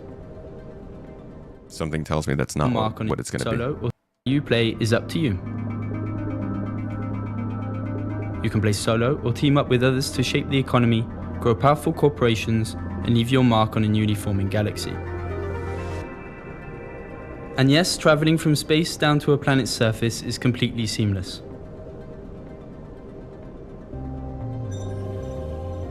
Exploring planets means heading to landmarks and scanning for resources. I don't like how the flying looks. As you find new materials, they're logged automatically on the planetary map. Find something unfamiliar, scan it to analyze and reveal what it is. Resource gathering starts simple with a mining laser, but quickly branches out. Different materials need different tools. Some, like hardened shells, have to be broken up with missiles. Liquids and gases require specialized harvesters. Volatile resources can explode if they get too hot, so you might need cooling systems to handle them safely. For certain materials, you'll need to land and go on foot, adding variety and risk to how you gather resources. Eventually, you'll automate so you this are process. getting down on the planet's surface. That's when things start scaling up. You'll build bases on different planets, install extractors, and set up drones and cargo ships to handle mining, refining, and transportation. You'll manage power, storage, housing, and supply chains, building out entire networks that stretch across the galaxy. If you're the kind of player who loves optimization, there's a lot to dig into, and you can do that as a corporation with your friends for extra help. Back at the stations like Babylon 7, we'll navigate between areas using elevators. Each zone serves a different purpose. Some, like the shipyard, are private, perfect for refining resources, crafting advanced components, or working on your ship without distractions. Others, like the docks, are instanced by ship traffic. We're also building shared spaces, like marketplaces, where you'll trade with the company and other players. Some stations will also have unique zones tied to quests or introduce new mechanics entirely. Ship editing is a major feature too. You can customize and upgrade your ship by swapping out modules or go even deeper with the assembly system, letting you physically reshape your vessel. Add new engines, wings, or blocks. My problem with any game that lets me build ships is like anything I build is so ugly. I at least like that the character customizer in Star Citizen specifically stops me from making ugly people because I don't have the artist touch, you know? And tweak performance to suit your playstyle. As you progress, you'll unlock the ability to build entirely new ships from scratch, with every part affecting how your ship handles, how fast it goes, and how much There's all you of can them, do. dude. No Man's Sky, That's just a glimpse of what Starfield, we've got in store for spacecraft. something We'll be else where back you can with more build updates ships. soon, They're all ugly. diving deeper into the game and how all these systems come together at scale.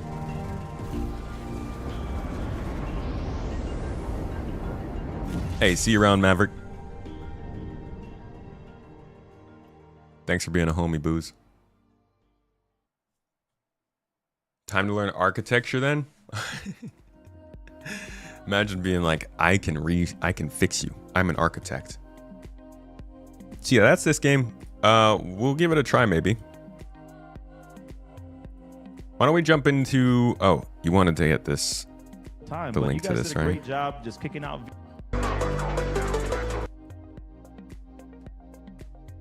Where does that interview even take place? Like seeing all of this. How are you feeling seeing everybody here? Yeah, I mean, Let's see. And Your boy Crucian's hosting. All right, so this is Atmo Esports put out a they had a big event in Sydney, I think it was, and a whole bunch of people came out. Crucian, my man, is presenting. He's doing an interview here with Sandy, Chris Roberts, and Tyler Witkin, community manager, CEO of CIG, his wife, one of the faces of Atmo Esports. So we're just gonna listen to this and see what kind of stuff is being talked about here. I don't know if there's anything super significant, but they did talk about Squadron and VR a bit. We did hear about that. I'll put it up a little bit faster too, so we can actually get through all of it.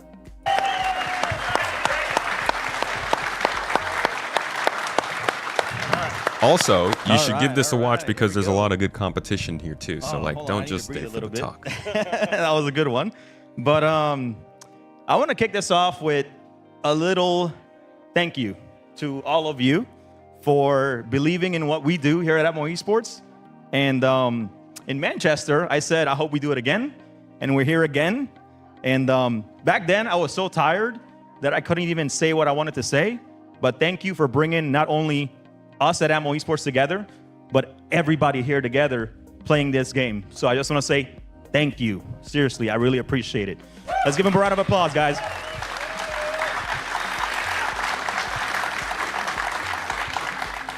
you said already question number sped one's up. good, right?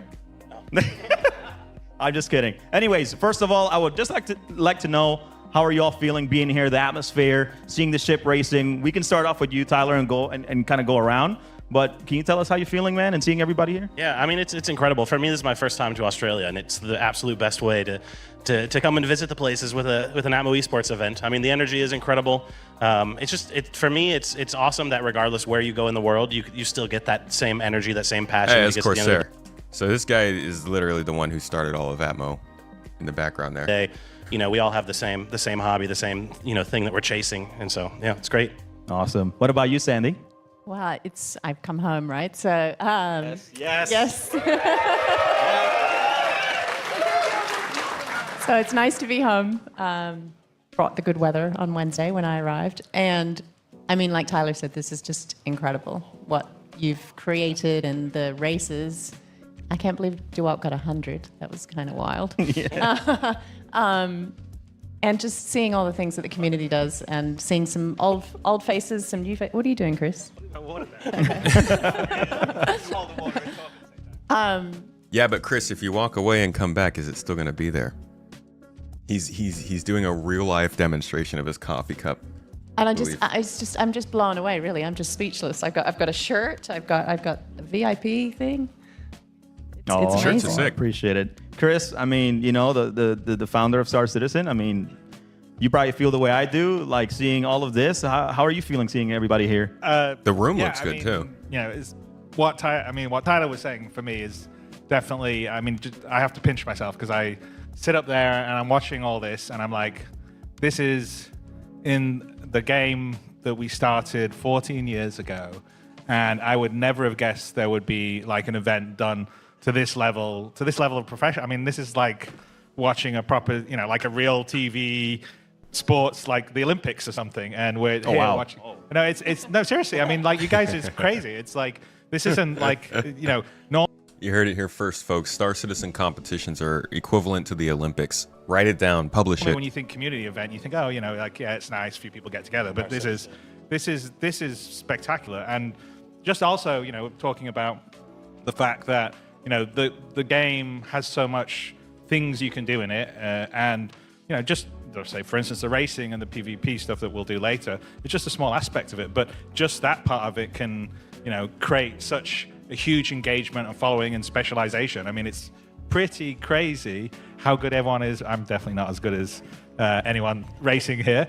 It's amazing to me. So for me, I'm blown away, and I think the thing that makes Star Citizen special is the community. So everyone that comes. Yeah, that's like, I said it. I don't even know when I said it, but the one thing that I don't think CIG can ever forget is to treat the community well. And that sounds a little stuck up our own ass, right? But he's not wrong.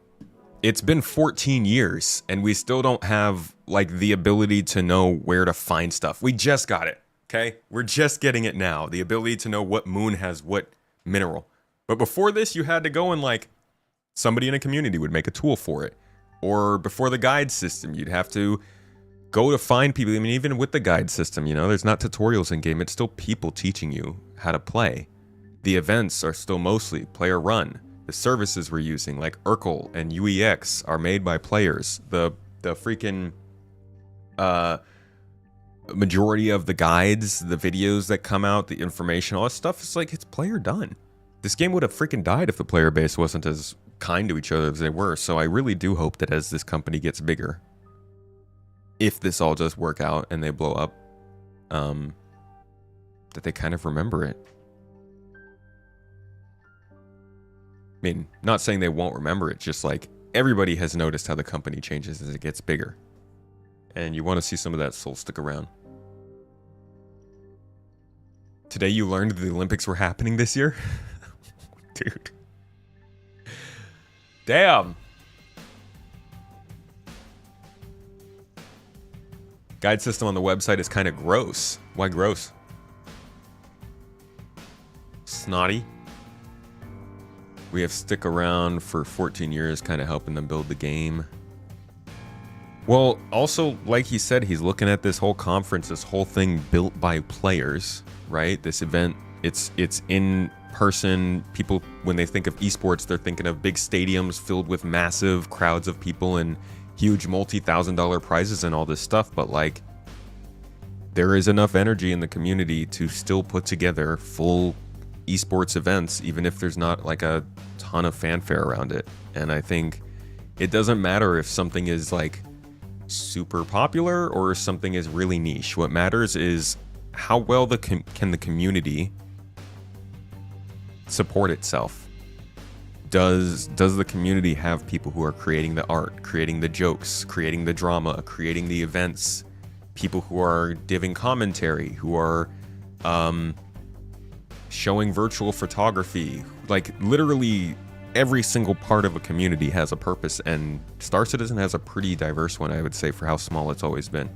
And that's probably been one of the aces up its sleeve for keeping going. That and the fact that the community has some decent amount of disposable income.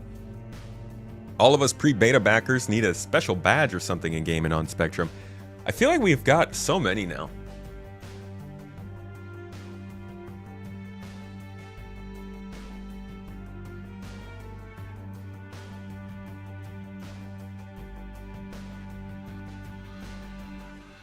How much bigger can it get? How much bigger can what get? It was acquired by Amazon. Are you talking about Twitch? Or Ring?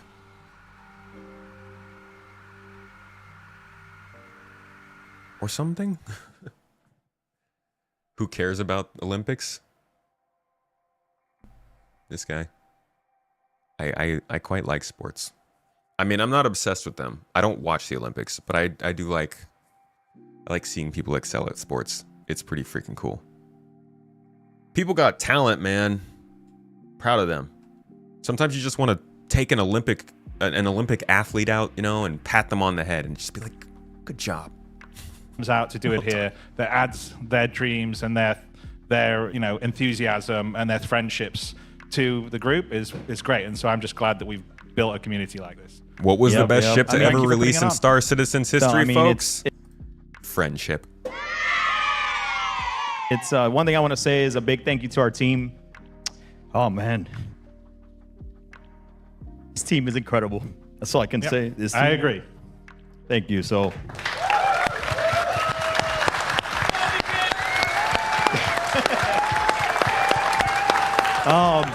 Chris, I'm gonna keep you here with me for a second, right? Because I know the vision, and you know, I've seen over the years, been playing this game since 2015. A lot of people don't believe me. Somebody asked me, "Do you even play?" Yes, I do. Okay. Yes, I do. Okay. I was in that hangar module. I couldn't even get out. I blew up, and then I exit the game. So you know, like it's tough. So sounds about right. Yeah. but have you ever thought seeing a game in a competitive spirit? Was that in your vision? Or was that something? No, I mean, honestly, that's what I was saying. The racing aspect of it sort of grew out of, the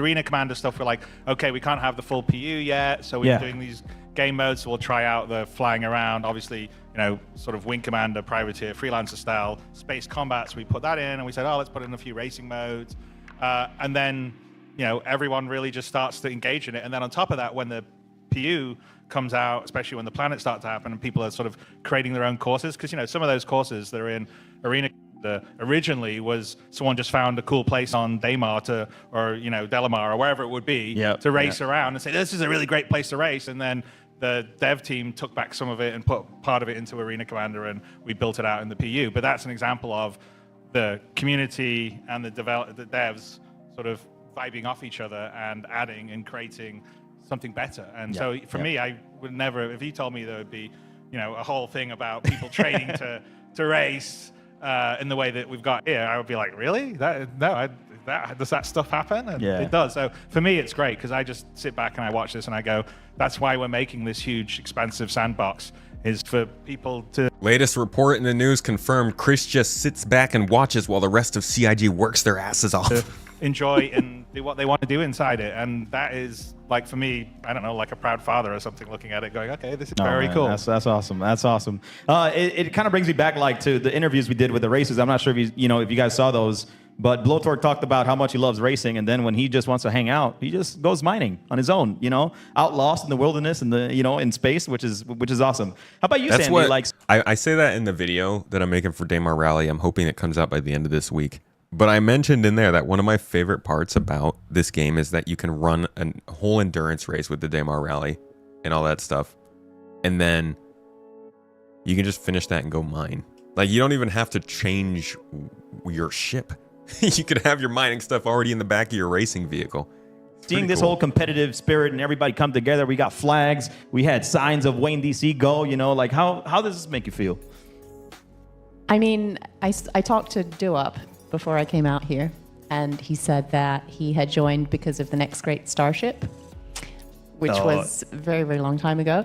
But that was something that we that was community created. And so just seeing this now, how it's expanded and grown into something so professional, it's just amazing. It's like, I went to next to our old offices in Los Angeles where the League of Legends.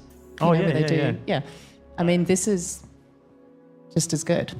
Oh well, that's. And the other thing I'll also say that because Sandy doesn't toot her own horn as much as she should, but when we started this a long time ago, Sandy told me before we did our crowdfunding and kickstarting, said the key is going to be putting the community together. And that was one of the reasons why there was the website that was done before we even announced the game, where it had the golden tickets, and I think we had about 40,000 people sign up with it.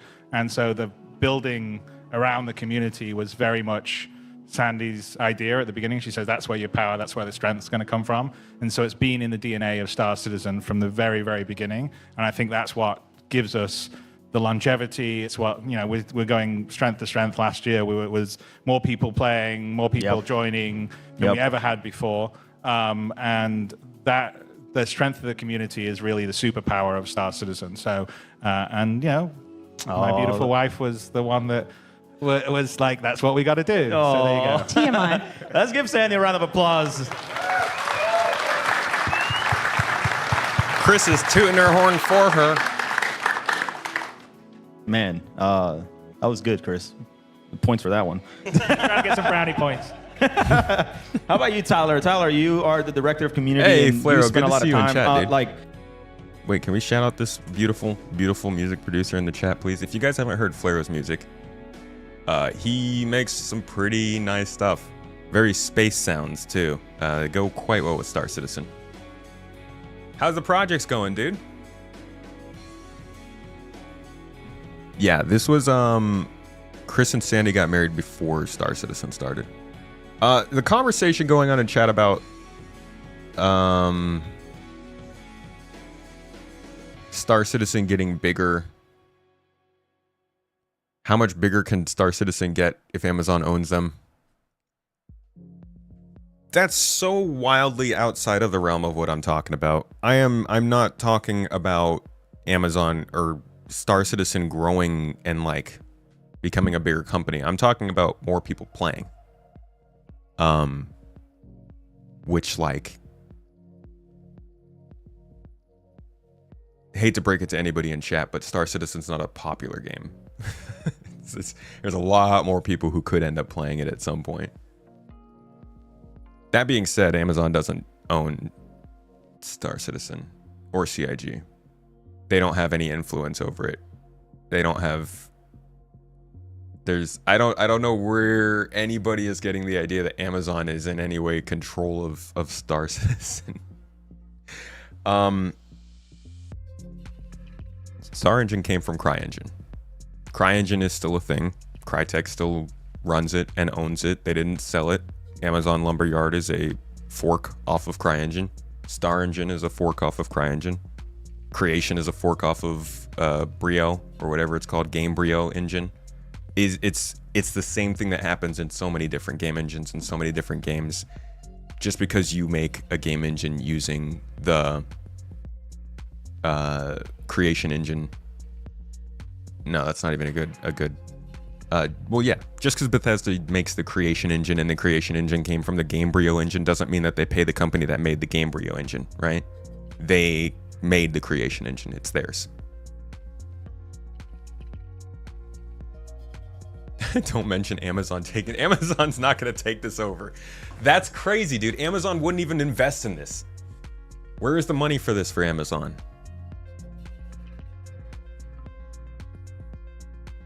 They buy servers from AWS, so they own SC. Amazon owns the whole internet.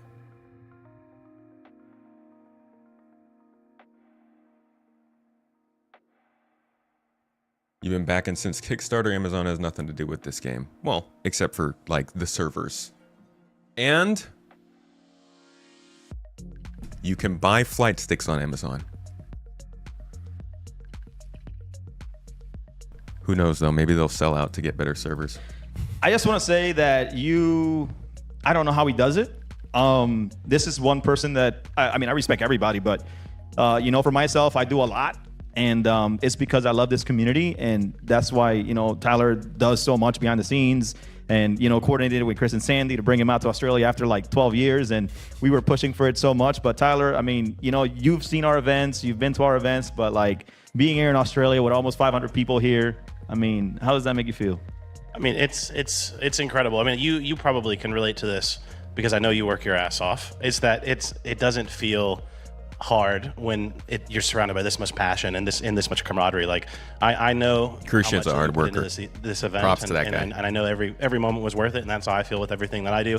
I think it resonates with the entire team at CIG, not just the community folks. Everybody is building this because it is the game that everybody's always wanted to play. I think that doing it alongside the community is just a gift that we're incredibly grateful for every day. All right. Well, I'm going to go into some game questions. I think that's what, some people want. No. Nonsense. I want to hear about your Don't breakfast. worry, I won't ask when it's coming out. Don't worry. I got it. I won't ask. By the way, it's okay. I'm sure that will still come up. You don't have to ask that. He was saying, question number one, he said, hey, can I ask about Squadron release date? Oh, man.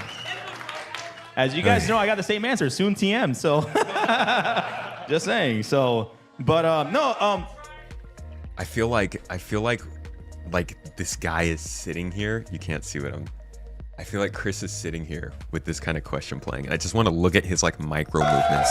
Oh, man. As you guys know, I got the same answer. Soon TM. So, like, what's he doing? Just saying. What's he doing? Did his ear twitch? He's probably either feeling probably nervous no matter what. You got anxiety, right? It doesn't matter if you're ready or not, you're anxious. But if there is a delay possible on the horizon, I cannot imagine what would be going through my head if I was sitting in this seat.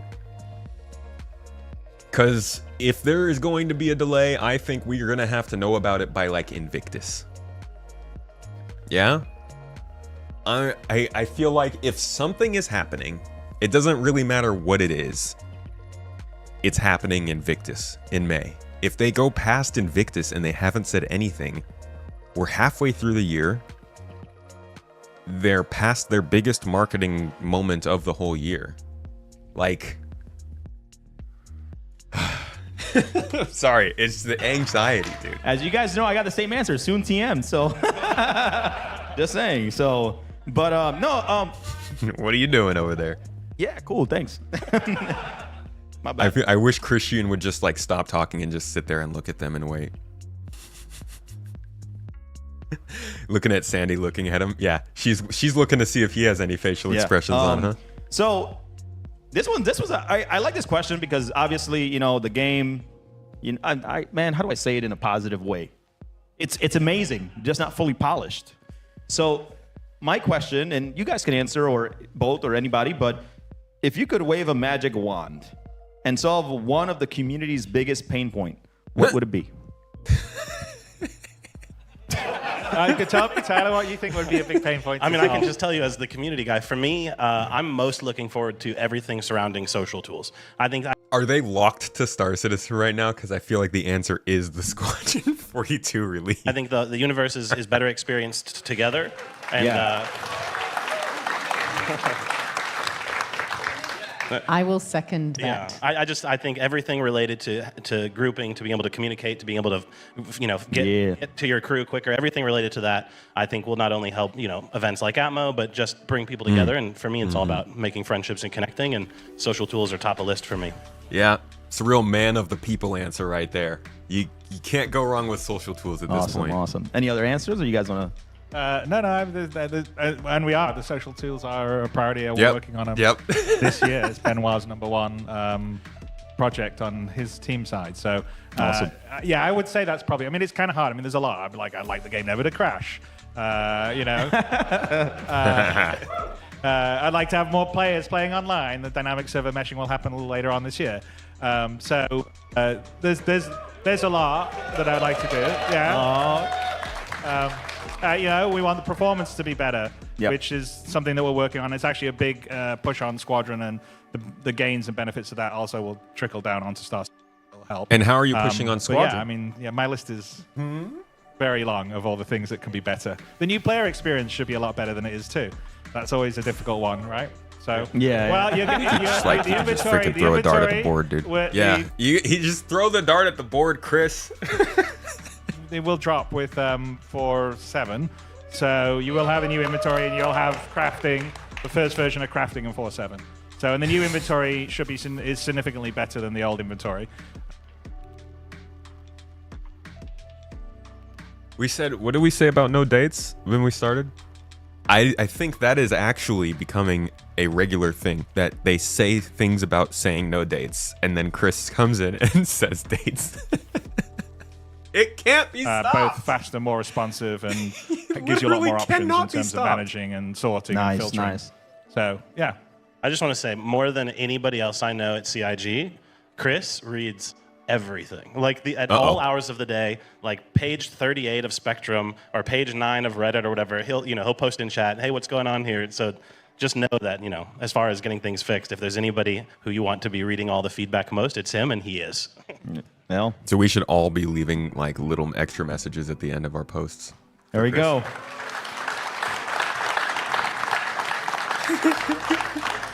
She gave him the stink eye so hard. Look at the, the facial expression. This is the face of somebody whose husband will not stop giving up the secrets. So we talk about, that was a good one. So thanks for letting them know. I mean, a lot of people are really excited for so many things in the game, but with features like refueling, exploration, longevity of combat encounters, and other core mechanics still evolving, how do you and data running, and is the Xion in game, just like go through all the features we want them to hopefully talk about. Base building. you guys currently prioritize, refining existing systems versus adding new ones? Okay, well, I'll take that. To a certain extent, I will say that we're using Squadron as a bit of a test kitchen for some stuff. So one of the things that is hard to do in Star Citizen is sort of experiment and play around with stuff because it's an active live game. So if we change something, there's usually, there's people that like it and people that don't like it. That's just the nature of the beast.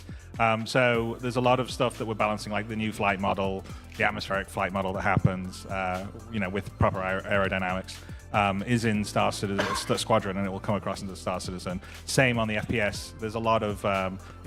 I feel like, maybe a hot take, but I feel like they maybe will, or if they're not, I think they should make Squadron 42's flight model easier than Star Citizen's. If they really want it as a single player game to spread as much as the potential for it could be, I think a lot of people are less comfortable flying ships than they are shooting guns. And I feel bad saying that because so many people who originally got into this game got into it for the spaceship flying, and even the game itself is supposed to be like the next Wing Commander, it's like flying spaceships. So I get the weirdness, the irony of saying stuff like that. At the same time, I think this game has a lot of potential if it's not too difficult to fly ships. But I don't know. We'll see what's going on with the flight model, man. It's such a weird story, the flight model of Star Citizen. Improvements to FPS, feel, play, everything that will come from Squadron into Star Citizen. So that's part of what we do, and not all of it obviously will be in Squadron, like things like the crafting. Yeah. The inventory stuff is a much more Star Citizen specific stuff. And it is a challenge of delivering the full featured system and not a partial one, because part of the problem sometimes is you deliver things like engineering doesn't have all the things. I don't want it more simple. I don't. I'm saying I think it will work better for Squadron if it is. I don't think that will make a better game. And, making a better game is arguably better than making a popular game. So maybe that's not the right way to go about it. But if they want it to be a popular breakout game, I think making it easier to fly in Squadron would go a long way. That it will in the final version.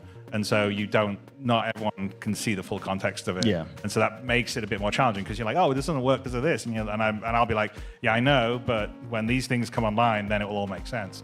And so that is actually that is one of the biggest challenges we have on the Star Citizen side, is how to roll that out. So we're trying to make sure that we cook it a little bit better going forward. But, I'm sure we'll get called out on Reddit and everywhere else. Shout outs to Reddit. Yeah. Love your Reddit. Any other comments from Sandy or Tyler? No? Okay. All right.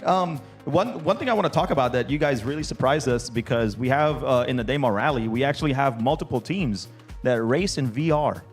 And these guys are like, they take it serious. They're like, they have a whole cockpit with VR, and they're literally racing Demo Rally, which is in the truck division, which is like a 7-hour race depending on your experience, and they're in VR the whole time. But you guys did a great job kicking out VR.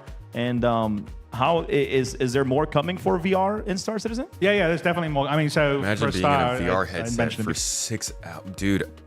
When I did VR, I did not get motion sickness. I actually don't get a lot of motion sickness from VR, it seems.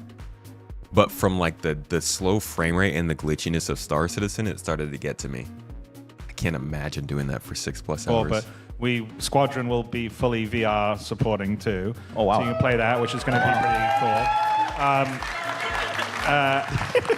Yeah, it'll be very cool. You can reach out and touch Gillian Anderson. Not inappropriately if you want. He said fully VR supporting. It's not fully featured. I think maybe I heard it wrong the first time. Fully VR supporting doesn't necessarily mean it has to have all the cool doodads, right? But I just want to be sure you know we're live, right? Yeah. But no, so we're pretty committed to, making the VR implementation the best that you've seen in gaming for any game. I mean, I think already, even the experimental mode, just the nature of Star Citizen, the fact that it does so much detail but also scale, VR is kind of perfect for it because, you can walk up and actually feel the difference of an Idris compared to just getting into a Hornet or something like that. And you also can get up close and sort of see all the detail that the ship artists have put into the ships or the environment artists have put in the environment in a way that on a flat 2D screen you can't. So that part's really great. We're going to be supporting more VR-specific controls, so VR controllers as well as the general control stuff we do at the moment. So it is an ongoing project, and one of the other aspects is the UI side of things, which still has to be dialed in. It's sort of improved from the experimental release in Christmas, and 4.5, 4.6 has a few improvements, but it's still got quite a long way to go. But it is definitely on our plan, and so when Squadron releases, it'll be full featured, and the same parity will be in Star Citizen. Okay, but, he did say full featured. I think as headsets wait, on our plan, and so when Squadron releases, it'll be full featured, and the same parity will be in Star Citizen. But I think as headsets become lighter, and you've got a little more power on your machines, then VR becomes more viable. Because doing it now on a high resolution head like an OLED that isn't too heavy. Yeah. It's a totally different experience than doing it on a VR headset 10 years ago. Because we actually had VR in the beginning, like in the very early stages, and then we disabled it because we were rewriting the graphics renderer and the engine. By the way, so all that had to change. And so now that we've sort of got the next gen renderer in, which is in the Vulkan stuff and the other stuff we have, and it's also in, with ray tracing is, will be coming to Star Citizen because it's in Squadron right now, and it will come across into Star Citizen. That's enabled us to be able to do the VR support. So it'll be good. And we got some passionate people in our dev team, like Sylvan, who was one of the main drivers of getting the VR to work. But there's quite a few other people in the engine. Do you guys think they'll do path tracing for the ray tracing application? What I was gonna say before was, I know I've been talking about how this, I'm not a big fan of the big bulky headset, and this thing doesn't work great on my computer. But I would say, if you wanted to get a good VR experience, this is still pretty good because of the resolution, the field of view, and the fact that, the resolution, to be honest, mostly. But, I would wait. I would personally wait until Star Citizen's a little better along for it. But if you want, we do have a code. I believe you can use code TOMATO if you're getting anything from Pimax, and that does let them know that we've actually talked about it. You very highly doubt they would delay the game for VR. That'd be a horrible business decision. From what you heard from the Answer the Call podcast, Chris or Sandy apparently asked to book the location again for the release party of Squadron 42. Yeah, somebody was saying that. Kronzi was mentioning that. He is there in the background. A launch party in Australia would be an interesting choice.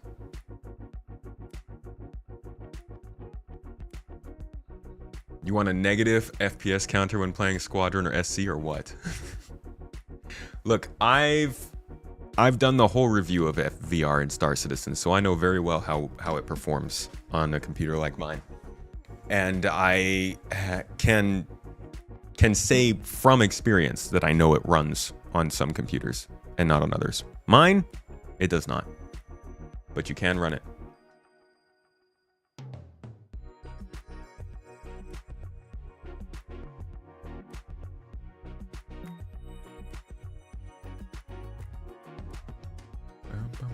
Answer the call, 2027. Let's go, dude.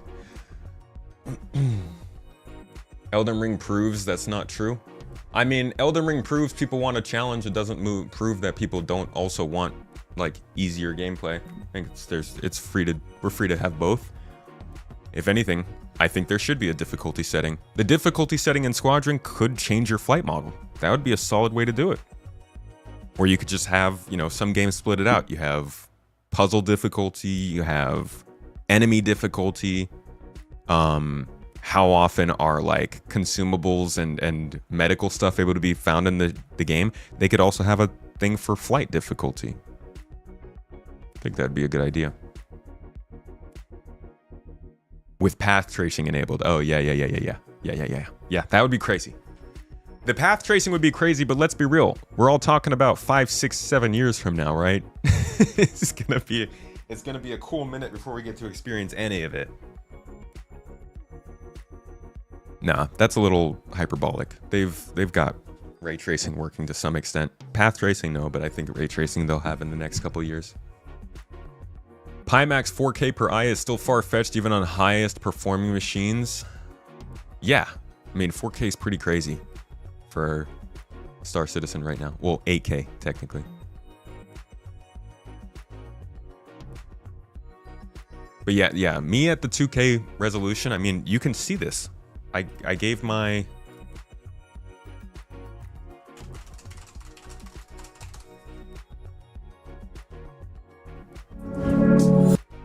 And given everything that... My performance was looking like...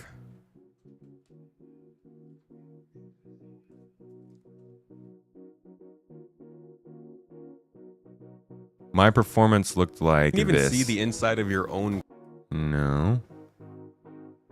There's like a really good shot that you can tell just how bad it is at like 2K resolution.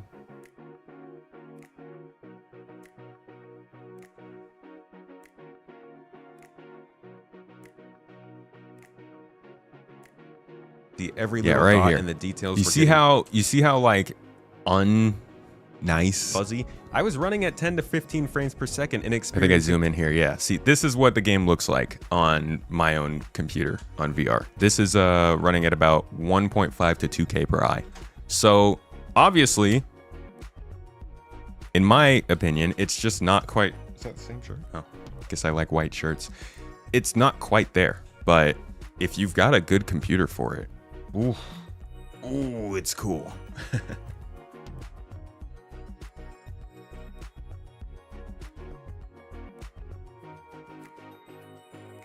They've confirmed there will be different levels. If you bet Squadron 42 is the highest level, you get something for Squadron. Right. Different difficulty levels, but I'm wondering how much they'll break them out to different parts of the game.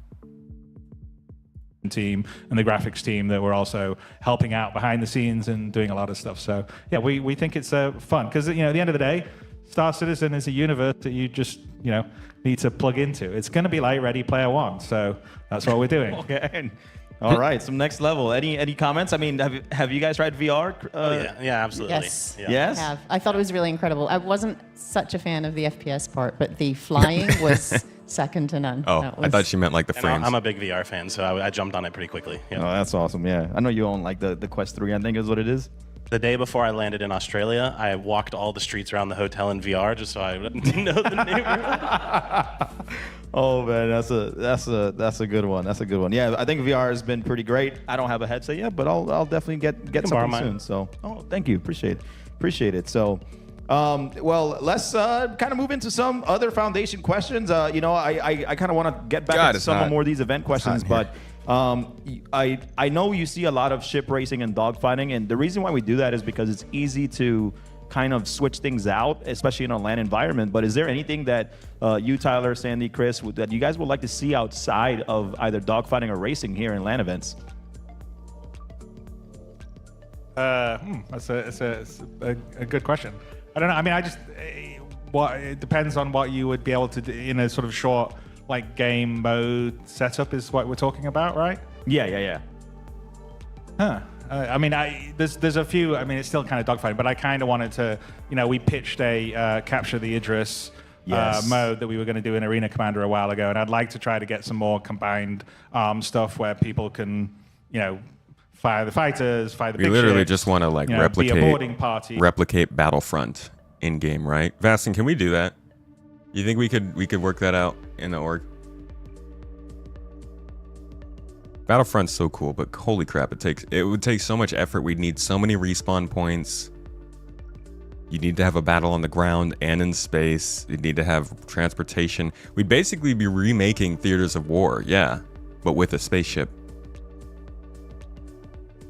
God, that'd be really hard to set up. And do that and all work in concert. So that is something that we've talked about, and we're building systems to help enable that. I mean, like for instance, just even on the engineering, which is still very basic, but what you should be able to do, and these are plans that we have, is that like the hollow globe in your Idris, you could have someone be sort of the combat information officer, and it could be like, okay, click on this enemy ship here, click on this, and then you and your fighter would get the target on your ship, and you would go, okay, this is what they've told me to go and attack, and you'd be able to sort of direct your fighter group, and you'd be able to specify, okay, go over here and board, and so have a whole sort of combined like kind of arms game mode, which would be very, very cool. And then you can either do it in the PU, just acting naturally, or maybe have also a sort of supported game mode in Arena Commander. Sounds like Theaters of War, Chris. We actually we had an event called the Hearst and Hurt Locker where we put everybody in a crater and they just go free for all and just shoot each other. Last person standing wins. Well, I have, by the way, I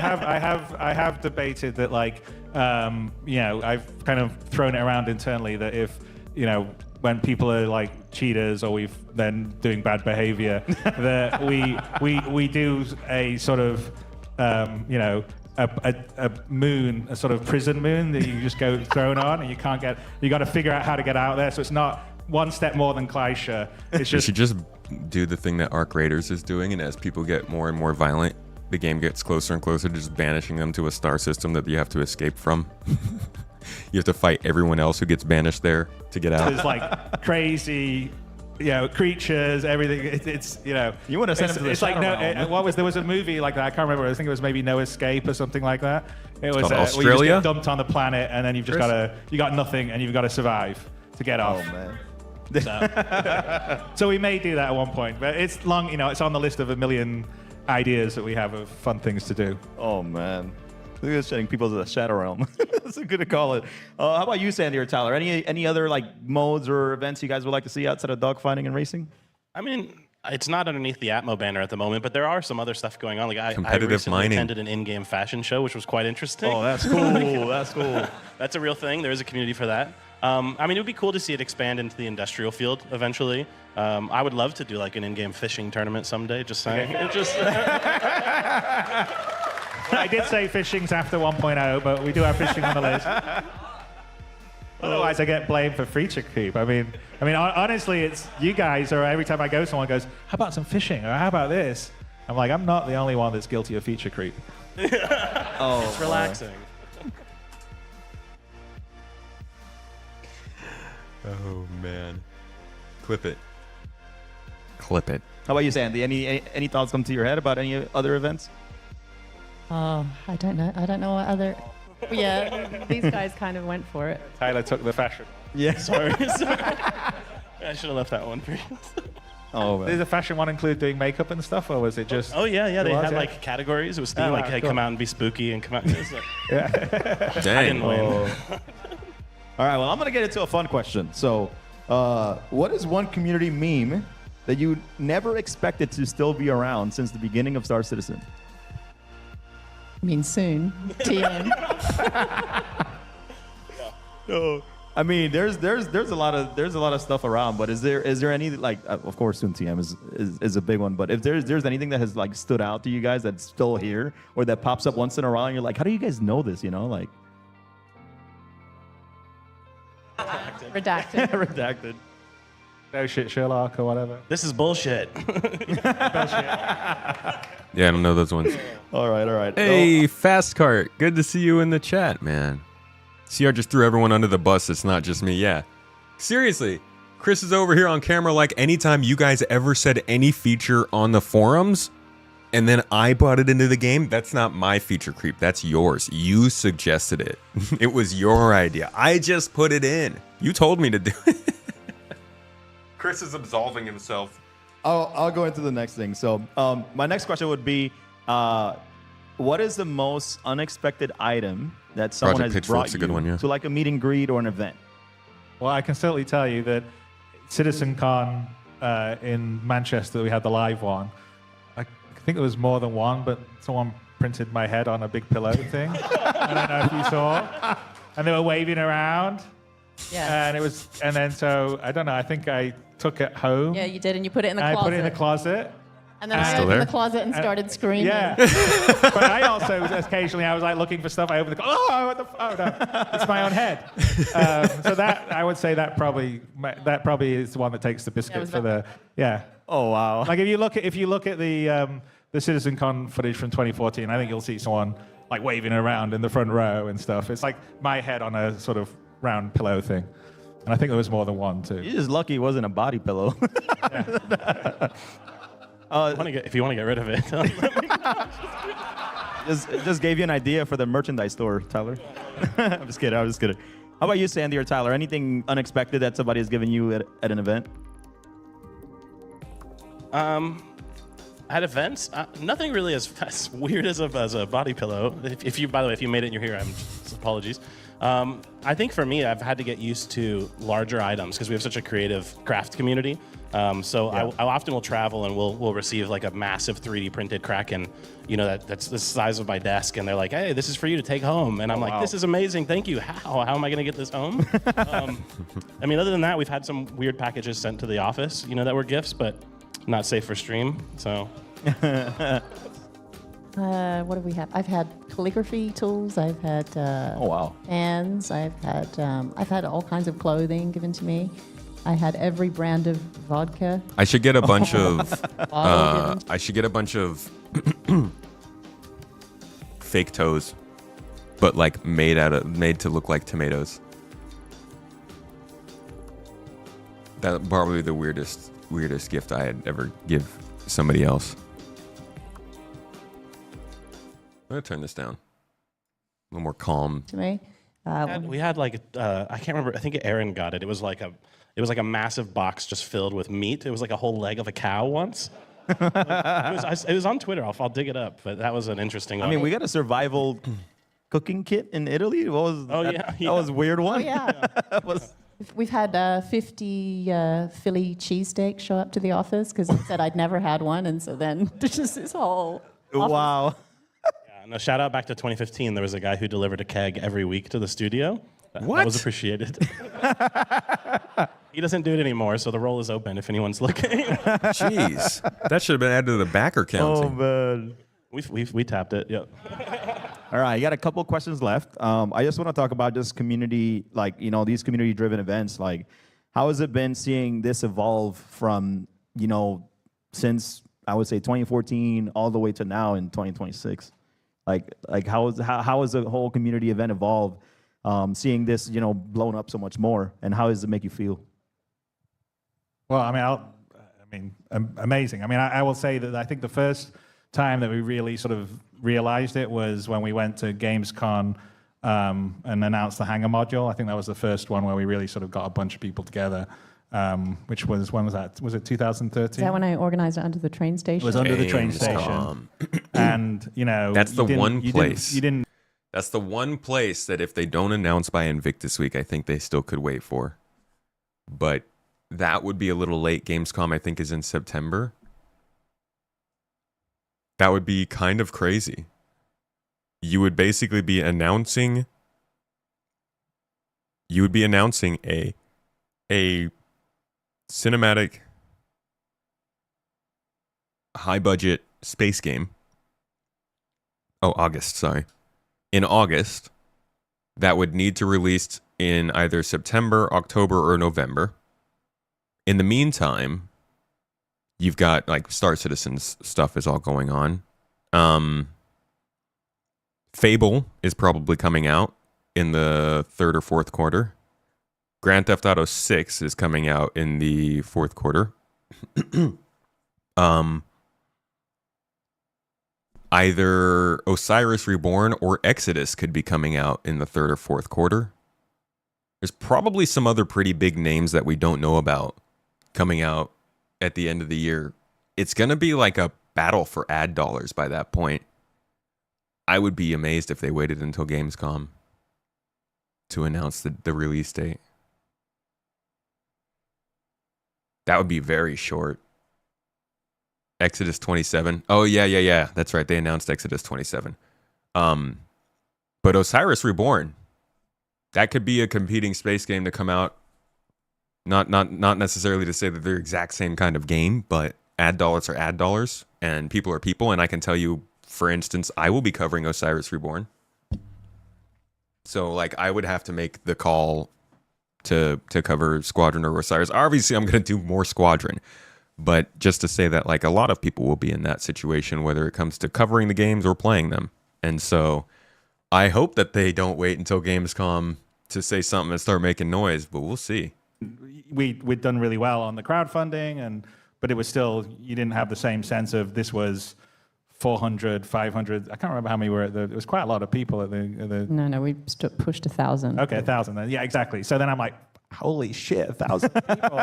Like, we're like, you sort of felt like, oh my God, we're like a rock band or something. It was very different than like I'm used to, because normally as a game developer, you make the game and it gets put in a box and goes to the stores, and people like it, or you see reviews, or it sells well, but you don't get the connection with the people playing it. And this was the first time that I really got to feel that, and it was intoxicating. It was fantastic. Wow. And we sort of went from there. We were organizing events at Gamescom, and then Sandy had the idea to sort of do the CitizenCon, which I think the first one we did in Austin, and that was just at the Alamo Draft House, if you remember, and we did the Hornet commercial. And we were sharing it with this finance group. Or it was very weird.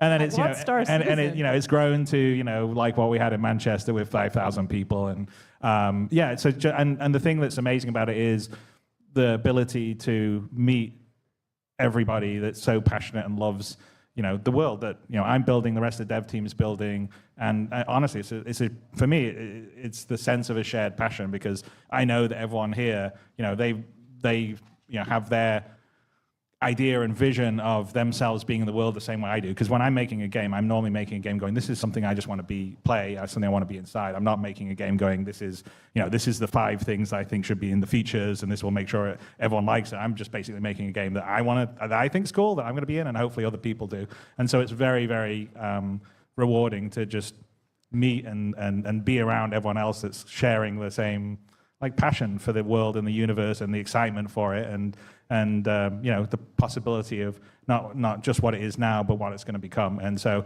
that, as a developer, is intoxicating. I think when we do the live events, whether it's Star Citizens or the Citizen Cons or an event like this, and developers outside of myself or Tyler or Sandy get to come, they get to experience, and it gives them energy, because pretty much everyone at CIG is incredibly passionate about making Star Citizen and making Squadron and making the best they possibly can, and they love it, and it's great for them to feel the love back, and the people that are already enjoying the work they're doing, even though it's not quite finished yet, but it will be, down the road, getting even better and better. But there's an immediacy for it that you just don't normally get as a developer, and that is pretty awesome. That's awesome. A nice byproduct of this style. Like, it must be not. It's probably hard to make a game and deal with people talking about it in front of you. If I was working on any big game, I probably wouldn't go on social media around its launch. But it's also nice that they get surrounded by people who love the stuff they're doing too. It's cool to work on something. And coming from a perspective of somebody who worked on a product, or at least worked for a company that talked about a product that was supposed to be releasing for years. I was a sales engineer before, and we had a big product that we had spent freaking years, millions of dollars engineering and R&Ding. We went to all of our customers to tell them how it was going to revolutionize their HVAC situations, and it was going to do all this great stuff using a different refrigerant, better efficiency, all this stuff. It got delayed year after year after freaking year. And I think anybody who has worked on anything like that knows it's very easy for these things to run a long time. And in all that time it's running, you don't really get to celebrate the hard work that went into that stuff. So it's nice that even though they haven't gotten to launch a game, which probably pisses a lot of these devs off because they can't put it on their resume that they've launched Squadron 42, at least they do get a lot of the love and recognition for the hard work they have put in at the Citizen Cons. It was kind of like a side product of that. That was a nice benefit. And I guess just being able to still see people play the PU and watch these videos and go on Reddit and Spectrum, it's nice. But it also comes with a lot of displeasure. Any other comments? Yeah, go ahead. Give him some love. Give him some love. Well, we do have to close it out because we have to get some dog fighting happening here, which is my favorite thing because that adrenaline is amazing. I will tell you, when we did Fight or Flight, we do a big online tournament. We do regions. We do Asia, Europe, and the Americas. I will leave casting, and I still have that energy going, and I just run around my house with my kids. It's so fun. But PvP is so fun. So if you haven't watched it, it's going to be incredible. But thank you all for coming here all the way to Sydney, Australia. It's so appreciated. Love it. But I want to give you guys the last word. Is there anything that you guys would like to say to the community here, those watching at home? I want to leave the floor open to you guys. Squadron. I'll go first then. Yeah, we'll wrap it with you. I guess one question that I have for you guys, because we talk a lot about how these events are an opportunity for us to connect with the community.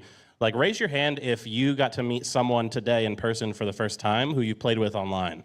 Every time, dude. Every time you go to one of these. Yeah, so it's like everybody. Yeah. So for me, one of the privileges of coming to these events is just knowing that everyone raised their hand in case the camera wasn't on them, that's happening at events around the globe. And for me, that's what these in-person events are. I know so every special time for. I've gone to one of these, I've met one of play you. online. We had some good times, dude. Toes Gang. We were rolling deep at CitizenCon 2023. Next one, we're gonna take over a whole block. We had like a giant table at the bar or at the restaurant. That was good fun. I think I have the pictures for that actually. Hold on. Let's see.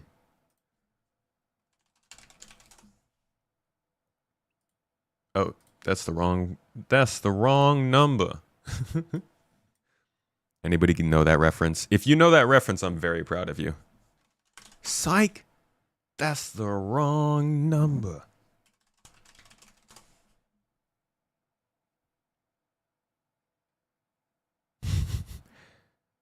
Yeah, here we are. This was us, CitizenCon 2023. You guys see yourself out here? Hey, to you. Happy birthday to you. I don't know who we were singing for, but somebody had a birthday. Happy birthday to you. It's freaking sick, dude. If you have a group of folks that you enjoy in the community and you get the chance to go to like a Bar Citizen or something, I know it can be a little nerve-wracking, or maybe it feels like it's weird because it's a bunch of gamers, or I don't know, some folks think it's lame to to meet up. It's sick. It's good. It's friends. We barely even talk about Star Citizen. We talk about just kind of normal life stuff, but it's nice to put a face to the person that you're constantly trying to crush with a box with a tractor beam every day, you know? For years, that's all compressed into one weekend, and it's all about the connections. Nothing that we can do at this entire project, is possible without all of you. And I'm forever grateful, and I appreciate you all, especially you and the whole team. I don't know if everybody realizes there's that room up there is filled with people. There's people all over the building at Atmo making this possible, and thank you. Thank you. Okay, I just saw Gallo Alloway got the reference. Love you, dude.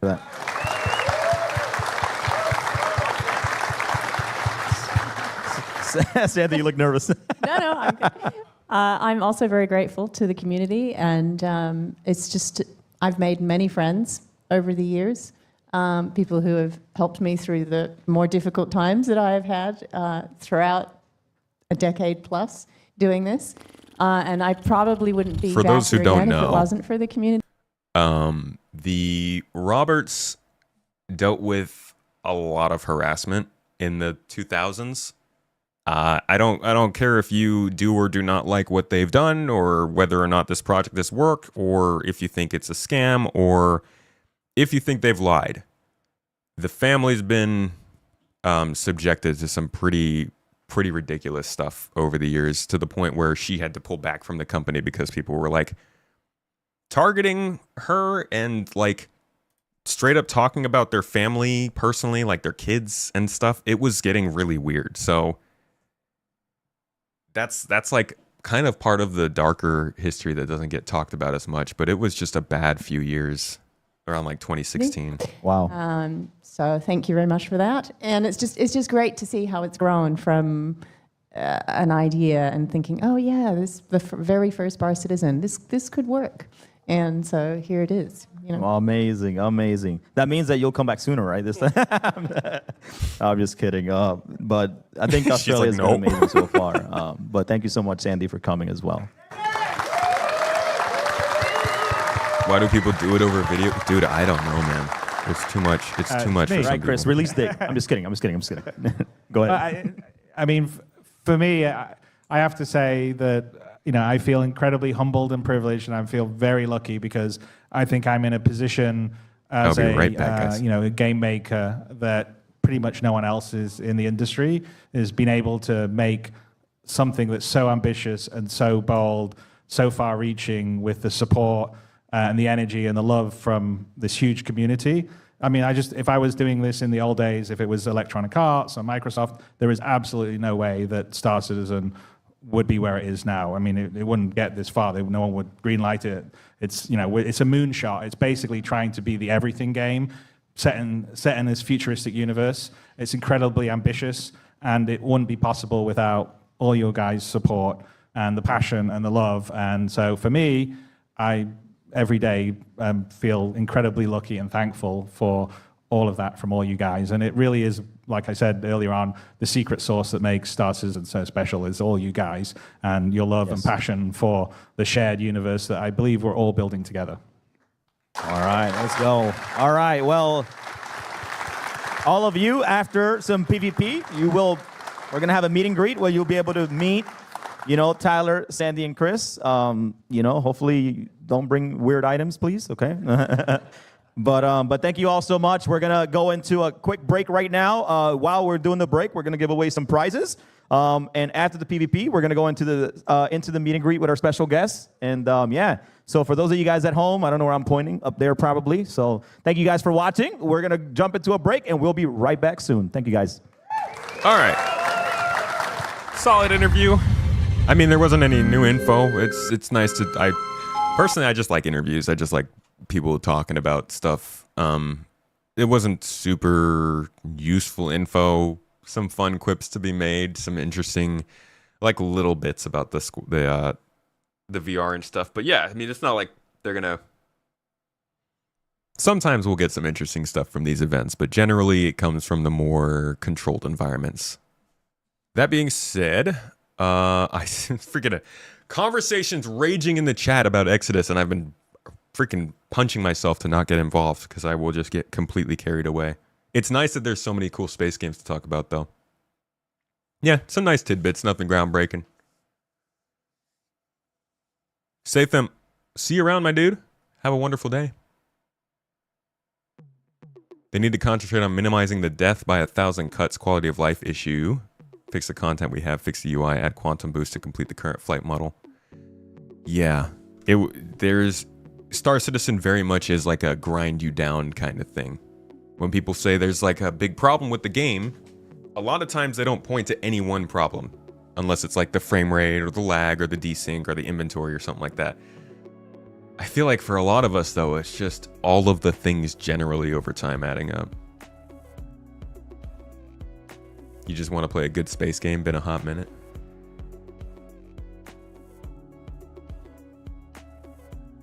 Last time you played was Mass Effect. What do you think? You think Osiris Reborn is going to scratch that itch for you?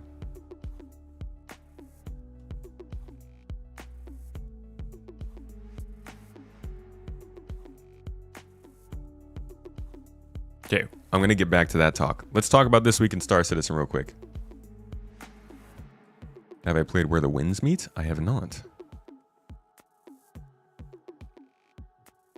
Alrighty.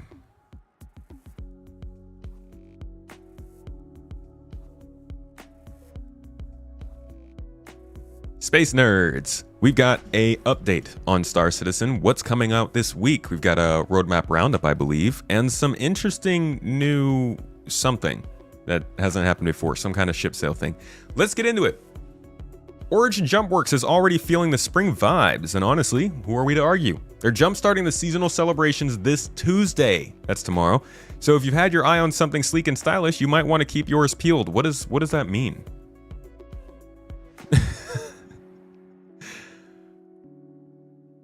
Jump-starting the seasonal celebrations this Tuesday. Are they just...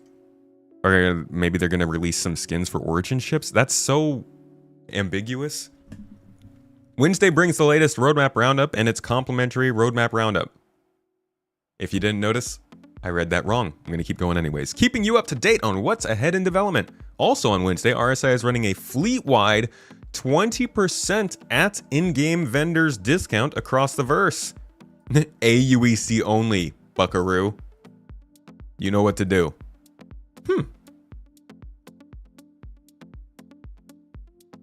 Now, why would they be doing this?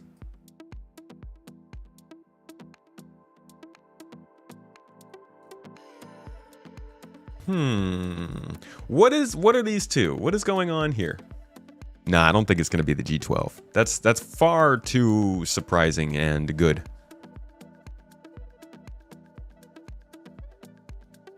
In-game discounts is interesting. It probably flies complete opposite of what people would expect Star Citizen to do. Like if you told people out in the world that don't really like Star Citizen or pay much attention to it, that they're doing an in-game discount for ships, most people would probably be convinced this meant real cash because you can't get ships in-game, because a lot of people still think you can't. Yeah, I don't know. It's interesting. You think Aurora Mark II? I don't take these to mean any new ship coming. We got our new February ship, although they do need to keep making more. Chat's got a lot higher expectations than I do with this. I hope you guys are right, and this is big enough to be a new vehicle, but I do think it's probably going to be like I don't know, some skins or something. Thursday's episode of Star Citizen Live is going to see our audio team take the spotlight with a Q&A with a special focus on vehicle-related sounds. When, please, for God and all things that are good on this world, when will I no longer have to hear the freaking quantum travel spooling sound? Oh, that's like the biggest thing for me. That and the constant repacking of ammo. If we could just remove those sounds from the audio encyclopedia of this reality, I think that would be a solid Star Citizen Live. Just confirm that. Every snap, crackle, and pop that makes your ship and the verse feel alive, it didn't happen by accident. No? Not any of them? This is your chance to ask your burning questions to the people behind the magic in the Spectrum thread. Join us on Twitch at 4UTC to hear the answers. So just like last week, we've got a new thread up here where you can ask questions about audio. Upvote the ones that you like and the ones that you see that sound good. Realistic audio obviously is a big question. In-game radio is not that Pedro Camacho isn't doing a good job, but would like to change radio stations to listen to different types of music. I'm just guessing, yeah. So this is a big one. Anybody who doesn't know about this,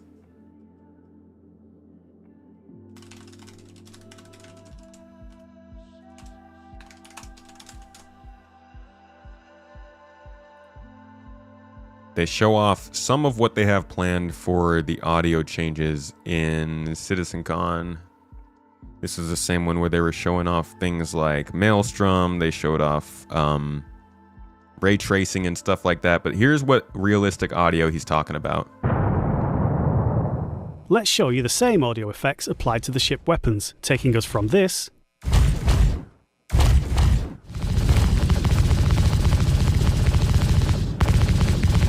to this. This was a lot easier to hear in person. A little bassier. But it's not just about feeling powerful. Changes in audio can create a sense of danger, of being out on your own and under threat. Here's an example of ship combat.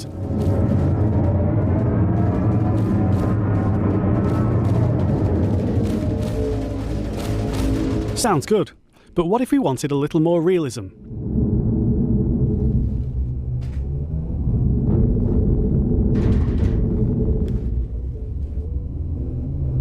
So it's basically the idea here, and this has been kind of soft lore of the game, is that you hear all the sounds of space from your ship because the ship itself, the computers within it, can replicate the sounds. Same with your helmet. So I don't know if they're still going to stick with this, but the idea was that if you took a certain amount of damage, you could lose those systems, and then your ship would lose that simulation, so it would start to feel like this. I think it would be great if they also let you just turn the sound off yourself. The audio propagation tech that we've been rolling out makes it easier to change the soundscape in real time, and a nice use of that technology is to provide a more realistic option. Here, your own weapons resonate through the hull of the ship. And the first part he was showing was just the same thing in an FPS environment. They're a great simulation, but we wanted to take them further and express the sound pressure, the forces being exerted. Our new in-house audio effects, particularly the multiband compressor, tuned by our sound designers, give us this result.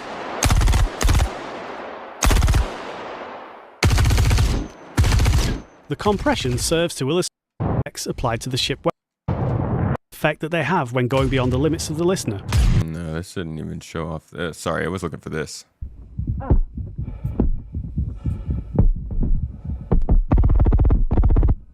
I think we already kind of get this. That's all from us for now. We look forward to... So that's some of the realistic audio stuff that he's asking about. Personally, my question, I'm not signed in, so I'll ask it later, I guess. I want to know if... Maybe I'm signing over here.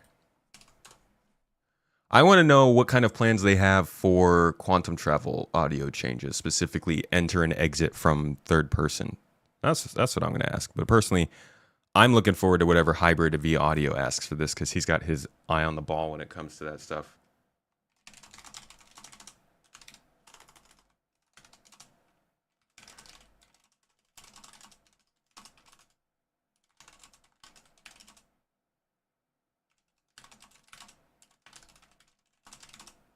Oh, maybe that gets answered, maybe not. Everybody should put in a question if they want to know, though. It's just good energy. It's just a good, put questions out into the world. Space travel should be a lot slower and calculated. Ugh. Try telling the Star Citizen community you want them to slow down space travel even more. You did? They deleted it? Post it again! Just keep annoying them. Did you ask about the crossbow, Lurch? What else is happening this week? Friday delivers the latest RSI newsletter to your inbox with your weekly update on what's coming across the verse. So that's that. This week is going to be interesting on Tuesday and Wednesday for some ship stuff, I guess. I think the roadmap roundup will probably show us some of the last things that are still being listed as tentative for 4.7. They didn't say anything about 4.7 having an ever test. They didn't say anything about Evo or any tech preview.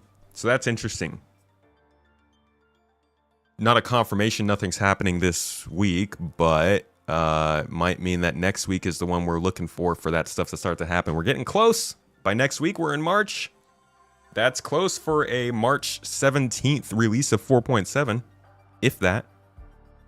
We'll see what they do. But that's been your week in Star Citizen. I'd keep an eye out for the roadmap roundup mainly, but also obviously these are going to be interesting surprises. Hope you learned something new.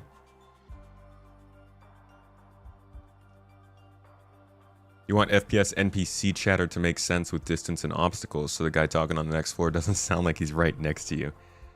Yeah, that's a very annoying one.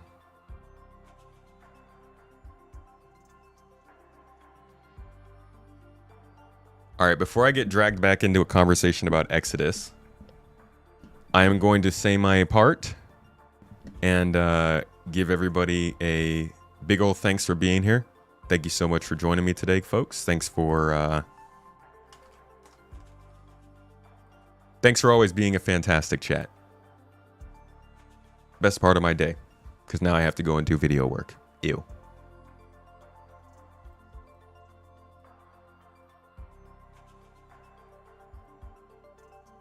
If you guys want to get into our giveaway, it's still running. ! Giveaway will make the link pop up. You can get yourself an Argo Moth.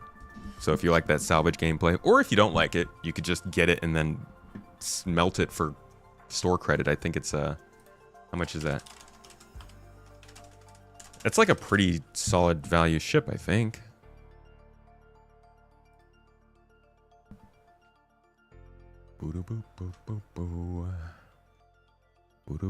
How much does this ship cost? Did they just stop selling it? Oh, it was right there. These are just paints. Yeah, I don't know how much the ship is, but if you want it, it should have some good melt value. You can get into that giveaway. You don't have to keep the ship. You can even tell us to give it to somebody else if you want to gift it to a friend that you're trying to get in the game. But if you like salvage, this is a good chance to get in on it. We'll have another giveaway starting after that. But for now, check out the latest videos. Check out the podcast. I had Core Gameplay on this week to talk about looting and inventory and crafting and how that's all changing. I think it's an interesting talk. And thanks again for being here. Y'all are wonderful. You're great people. You deserve good things. Give yourself some yummy food today. Sip on some good drink. And I'll see you on Wednesday for some more gameplay. Thank you guys for being here. Appreciate you. Have a wonderful day. Catch you in the next one.